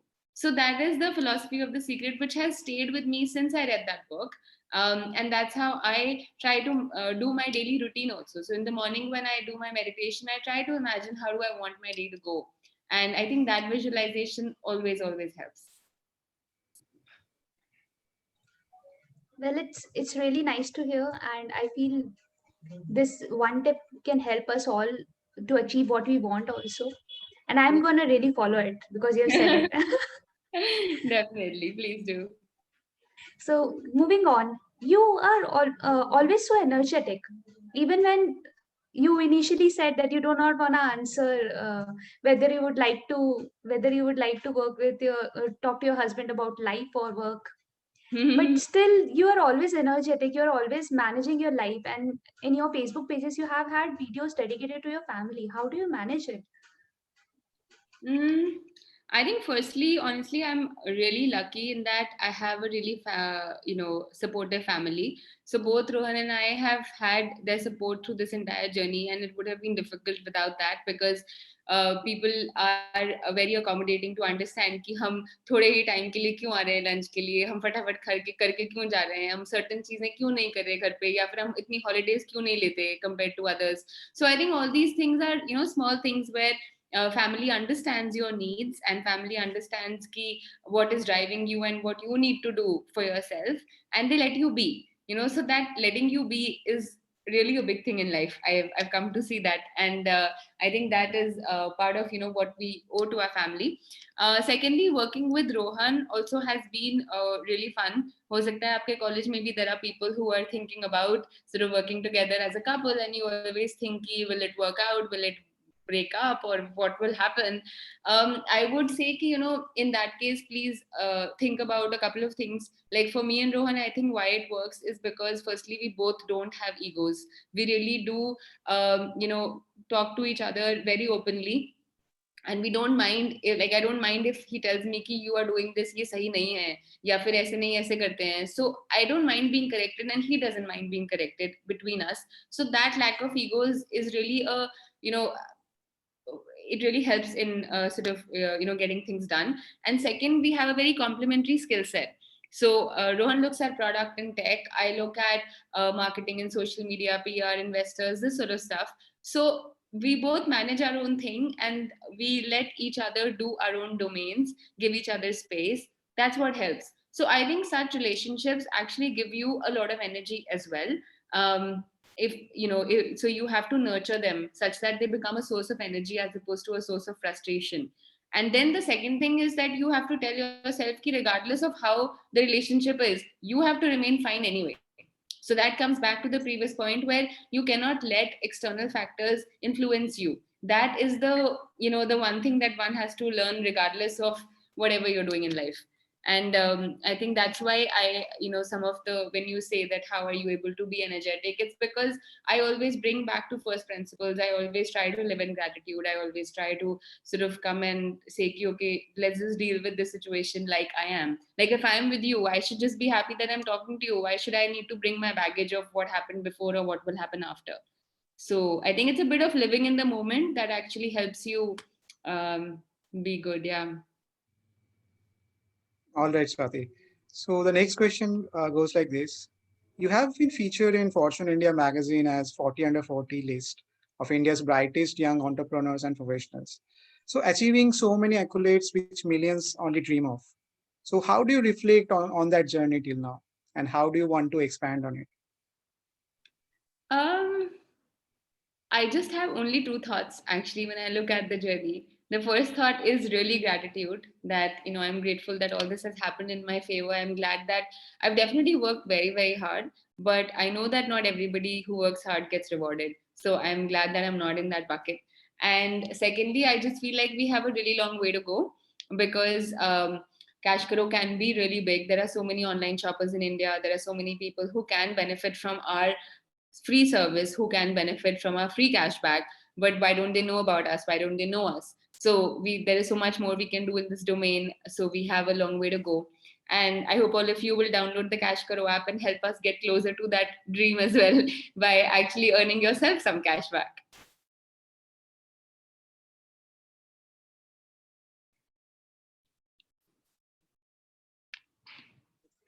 Swati, the next I would like to ask one of the question from our audience. Yeah. We are curious that affiliate business models like yours are very, very hard to execute. Yet yours have been successful. When where many fails. How do you look at it, and how do you describe your journey of this success? Yeah, so I think, so Praneeth, you're asking this question, what lessons have we learned along this and what helped us succeed? The first thing I would say is that in affiliate industry, nobody was looking to build a brand. Everybody was just about कि how do I get the next sale? कि जैसे अगर कोई Amazon पे shop कर रहा है, उसकी सेल कैसे रूट कर लें अपने थ्रू ताकि हमें कमीशन मिल जाए और उसको हम कैशबैक देना दें, वो बात की बात है. So I think what we did was that we did not look at it tactically like that कि एक सेल कैसे लाएं, दो सेल कैसे लाएं. We want to make Cash Karo a household name. How do we make Cash Karo a household name that everybody is able to use and everybody is able to see कि they can earn from and save with. So that's the one difference that we did, that Cash Karo has a very good brand name in India. All the Mr. Tata kind of support that we got, all the events that we do, the PR, the social media, everything comes together to give people trust that ये एक legitimate site है जो आपको cashback देगी. And I think that's why this is it helped in our favor because others were not doing this sort of thing, not really looking at branding. So I think branding is an important element that people should think about, and there are various things that one should do for personal branding as well. So all of that has helped us stand apart, I think, from what others have done. And the other thing is that because of the fundraise, we were able to, build a larger team, have better processes, due to which we grew faster. And if we have a large customer relations team that's able to resolve queries, ज़्यादा customers यहीं पे वापस आते हैं. Then as you start doing more business, the commissions that we get are higher compared to other competitors, and we are able to pass higher cashback rates. हम validation जल्दी करते हैं, payment जल्दी करते हैं. So ऐसे करते करते आपका product better हो जाता है. So then you are able to break away from the clutter, and you're able to break away from competition and just sort of take off. So one last question we have, it's about, you have been so successful in this journey. Would you like to give an advice to the entrepreneurs of today, and anything in particular to women entrepreneurs? I would say that firstly, the challenges and advice for entrepreneurs is going to be the same, whether it's a man or a woman. Every woman entrepreneur is actually an entrepreneur first. And that is how I would encourage you all to think about it as well. Your businesses will not ask you whether you're a man or woman. Your challenges are going to be the same. So the first thing is that whenever you think about starting a business, think about like how big is the market? What is the market size? Therefore, is the size big enough for you to build a reasonably large business in it? Second, see that are there any comparisons abroad of success that have happened in your sector. You can learn from those. If you are pitching to investors, even they get confidence कि हाँ ऐसा success भी उन्होंने देखा है. Number 3, no compromises. Hire the best team possible. Surround yourself with people who are smarter than you. I also say this in my team that I want everybody who's an expert in their field to be better than me and Rohan in what they're doing. Then only we know that they're the right people to lead that, because we want everybody in our team to be smarter than us. So that absolutely goes without saying. Number 4, keep a very keen eye on unit metrics, right? How is your business going to work? That let's say if you're spending $5 to get every sale, or if you're and you're earning only like $3 on per sale, what is your plan of making this profitable? At some point, every business should have a profitability plan. It's okay for us to say that at the start we are going to lose money because we are focused on growing the business and we're putting into marketing, but at the same time you should know that your business can get profitable. So for Cash Karo, for the last 2 years, we were actually a profitable business. This year, we are going to have a lot of losses because we have started investing a lot in marketing and we've grown our team. So, but at the heart of it, we know that this is a profitable business. The unit metrics line up. Now we've taken a conscious call to say, okay, we will put the accelerator on our spend. But that's fine. We know the unit metrics are working, right? So, but if you never think of it from a unit metrics perspective, you've never seen your business be profitable, then you don't know how it's going to line up. So, definitely do that. And specifically to women entrepreneurs, I would just say that, like I said, don't care if you're a man or woman. Secondly, don't ever think that because you're a women entrepreneur, you will have problem raising money or somebody will not treat you well. If there are stereotypes around you, it is your job to take that heel and smash it through the ceiling. Don't worry about it. The heel is not meant to be for anything else. And that's it. You don't really need to worry about it. And the other thing is that I think all the women out there, you must support other women as well. Your competition is not the other girl, it's also that guy. So don't, women sometimes have a tendency to say कि हाँ वो आगे निकल गया तो कोई बात नहीं, इस लड़की से आगे नहीं निकलना, इसको आगे नहीं निकलना चाहिए. So वो सब नहीं होना चाहिए, because if women support women, really incredible things will happen. And you want to be the kind of a woman who is actually helping others do well. You know the saying, right? That you want to be the woman who fixes the other's crown, not the one who tells others that they thoda teda hai, right? So you can decide who you want to be. But I think that the more you start giving, the first person who receives is actually yourself. And then you will actually feel much better. This is actually same for guys as well. Like that's how you want to treat competition. That's how, especially, I mean, you're in college, you're students, like everybody, I think why it's fun in college is that, you kind of think that things are not going to get so serious. We'll still do the right thing. We'll still be there for each other. So enjoy it. Like don't ruin it. There's a lot of time to grow up. Thank you, Swati. With your energy, we didn't even realize when the last 1 hour zoomed past us. It was really, really an honor to host you, and we really feel inspired and energized for you by talking to you. Thank you so much for You've joining. all been a great audience, and it was lovely talking to all of you. Some of you have somebody is asking me other questions as well. You guys can message me on my Instagram, Swati @SwatiBB, and I can take it up then. I'll just quickly answer Suyash. I think Suyash said that he's been a member of Cash Karo for a long time and not sure how he signed up, but then he gets Cash Karo emails and उसमें नाम लिखा रहता है आपका Suyash. How does this personal touch happen? It's just like automation, Suyash. I hate to break it to you, but because there are 5 million customers and the way we set up our emails is that we say hello first name. So जो भी आपने Cash Karo में sign up करने भी किया है वो आता है, but I'm really happy to know that it's working. So I will definitely give that to the team. Himanshu is saying, okay, merger of Cash Karo and Karo likely? No, definitely not, because the two products are very different, Himanshu. So that's why we want to keep one for and the other one for actually sharing deals and earning.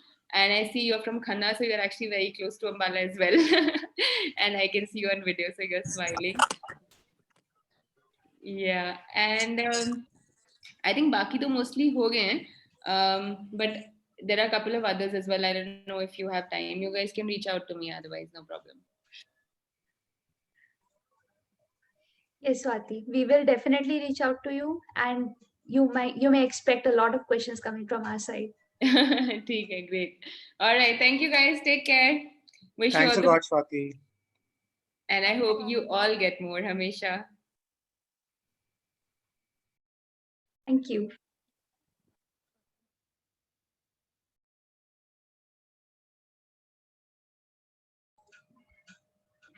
Moving on, I hope you all enjoyed the last session, and moving on from that, I would now like to call upon our idea powerhouse, the one person who has taken up the courage to bring in a fresh outlook for this unique year and is guiding students passionately to bring those ideas to life, like this in Ingenium.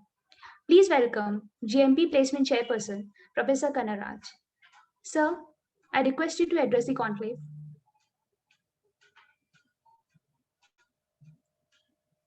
Kanagraj, sir. Yeah, good evening. And it's a wonderful experience since morning listening to different types of speakers. And there were a lot of learning, I hope. And some of the learning what I could gather throughout the day is the speakers who come from various walks of life, managing various business, and who have taken a lot of pain in bringing up the business. They're sharing their experiences, and one of the learning what came out very well was we should have an ability to take risk. So as an MBA student, we should have an ability to take risk, and that should come very naturally so that you will be able to do well in life. Next, you should always have I can do attitude. This is very important, and there is nothing which cannot be tried out. So you should have an attitude of I can do. If not, at least you should have an attitude of I can try. So therefore, that's the second learning what I could gather from through the day. And third one, you should have an ability to work around the constraints. So constraints are going to be there all through the life, and one should design and work to manage within the constraint so that you will be able to do well. And using technology into various walks of life, and using technology in day-to-day activities as well as in business decisions helps a lot. And we are in the era where technology is supposed to be very popularly available, and we should use technology as much as possible in life. We are in a very difficult time, and as we know that startups, many of the startups are going through difficult time primarily because of this pandemic. But still, most of the startups are trying to pull off through their innovative methods. So innovation is becoming one of the buzzword for startups, and there is a learning for us. We should be always very, very innovative, and we should try everything in a very, very innovative way that will help us to solve a lot of problem in life. Next, what we could come across is uh, you should have the courage to face failure, and failure is not a very bad outcome. One should be willing to face the failure, and failure gives a lot of learning for your life, and where you can will be able to face rest of the life very confidently once you have gone through the failure. There is nothing called threat, and there is nothing called competition. What you have all around is only an opportunity. So if you could look at everything as an opportunity, it's an opportunity. And if you look at them as threat or competition, then you go with it. So therefore, it's better to look at everything as an opportunity rather than looking at as threat or a competition. Everything starts as a journey, and it goes on through the life, and one should continue the life with the same energy and with the same positive attitude. Then you'll be able to reach the objective whatever you have whatever you have designed, or whatever you have planned for your life. uh, these are some of the learnings what came across very well as far as the today's events are concerned. And as MBA students, we need to look at these factors which can help you in terms of shaping up your life, and as well as it will also help you to be a good human being if you could pick up some of this learning what came across through this conclave. It is as usual. This batch is also one of the power packed batch what we have brought in, and we have about 93 students who have come with different walks of life, and we have about students with about 6.5 years of experience, and we have people coming from IT, and we have people from manufacturing, and then we have people coming from retail business and engineering, consulting, and so on. Uh, you have been carefully selected through a process, and you have been put into this flagship program, and this is one of the oldest executive program in the country.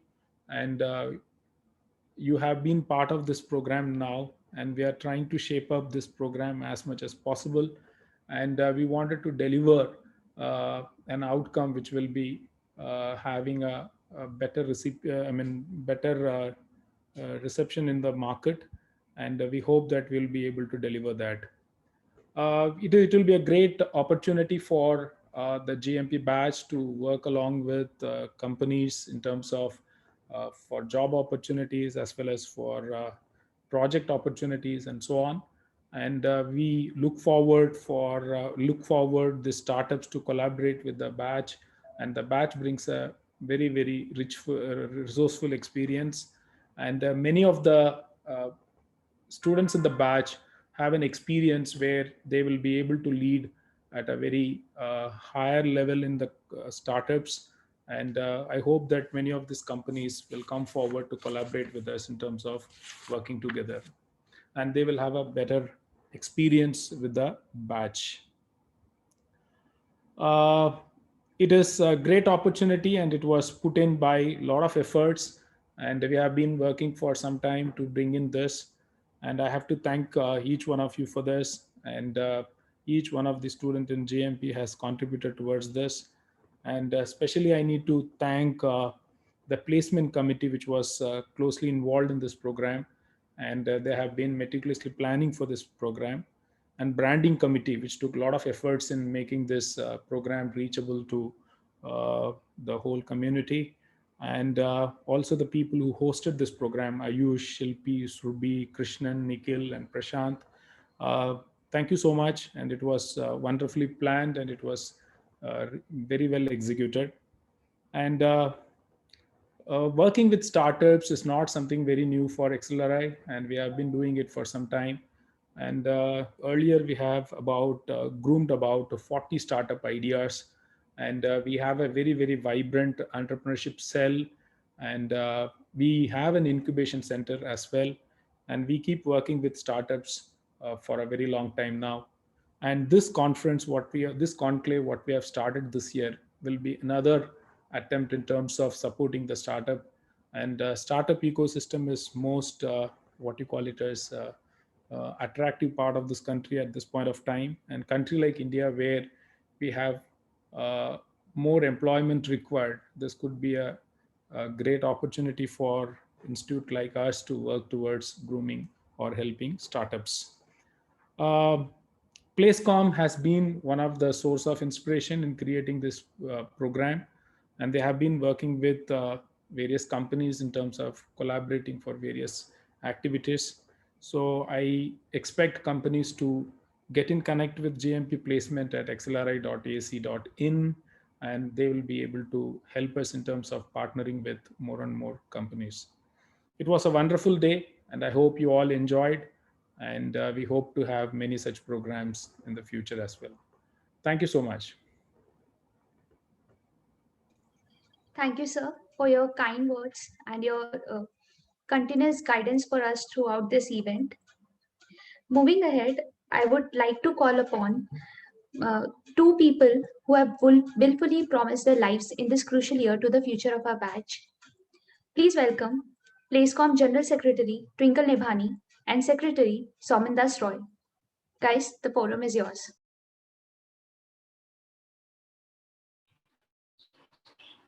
Thank you so much, Surbi. Good evening, everyone. It has been a phenomenal day with wonderful speakers, insights, and participation. We are deeply grateful to Professor Kanakraj for giving us this opportunity to organize this event, the Virtual Startup Conclave, and Mr. Gurumurthy Natarajan for all his support.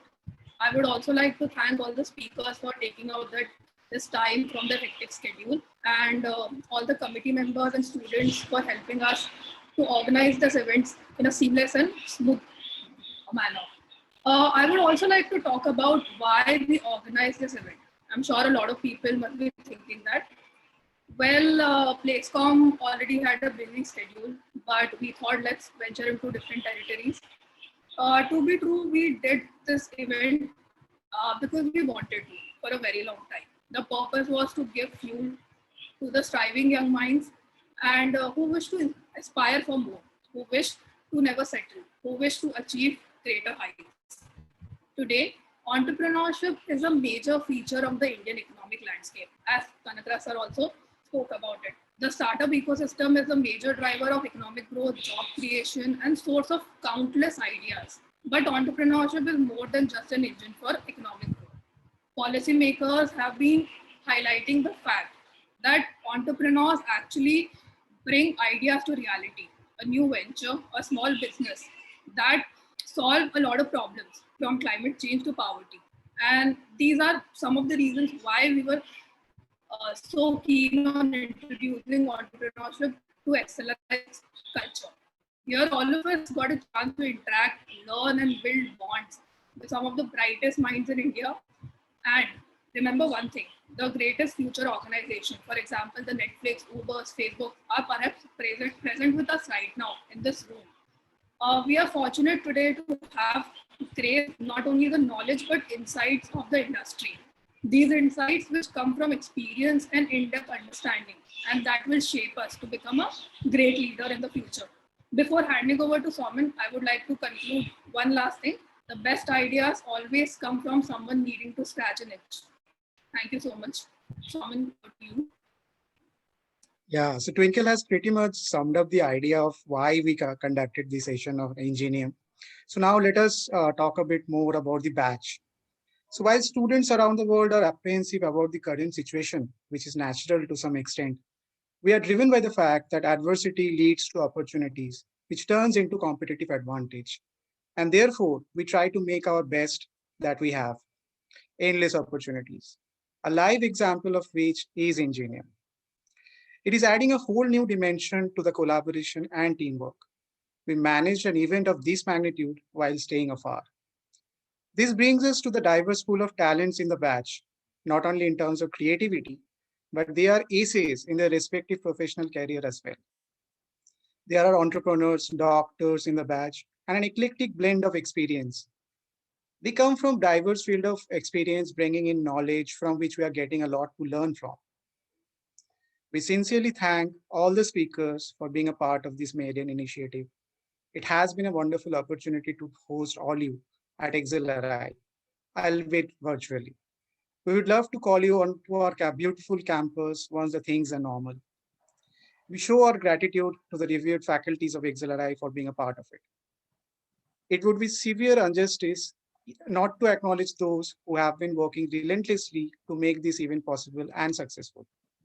Their tireless effort has borne fruit as we embark on a journey to explore the ocean of opportunities. We would like to thank Mr. Gurumurthy Natarajan for being the flag bearer of the event. He has been instrumental for the inception of Ingenium. We would also like to thank the organizing team, especially consisting of PlaceCom and BrandCom, namely Akhori Aman Kumar, Alan Ephraim, Aman Bhalla, Krishnan Naganathan, Prashant Kumar Chauhan, Prashun Paritos, and Priyanka Goel for their unwavering support. A round of applause to the host, Ayush Kumar, Shilpi Sinha, and Survi Gupta. The IT team has done a wonderful job as a backup. The PR team for promoting the event, Big FM for being our radio partner. We thank our chairperson for being there as always and supporting into all the ventures that we like to take up. Last but not the least, the two persons without whom Ingenium would not have been possible, Pratik Khanna and Ritika Ratna. We adore you for the dedication and the sleepless nights that you have been spending for the event. Thanks to all. We will be back with more such events soon. Stay tuned. Till then, adieu from the General Management Batch of XLRI. Bye-bye. In the end, I would like to pass on the message of our director, Father Christie. He congratulates us all on this maiden conclave of the GMP batch. Thank you, sir, for your trust and support of us. Thank you, Twinkle and Somin, for the ending note. It was really bright for us to listen to you guys. Peter, for your message. Thank you for congratulating us.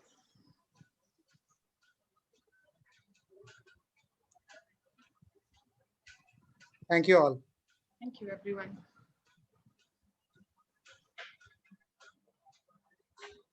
Mm-hmm.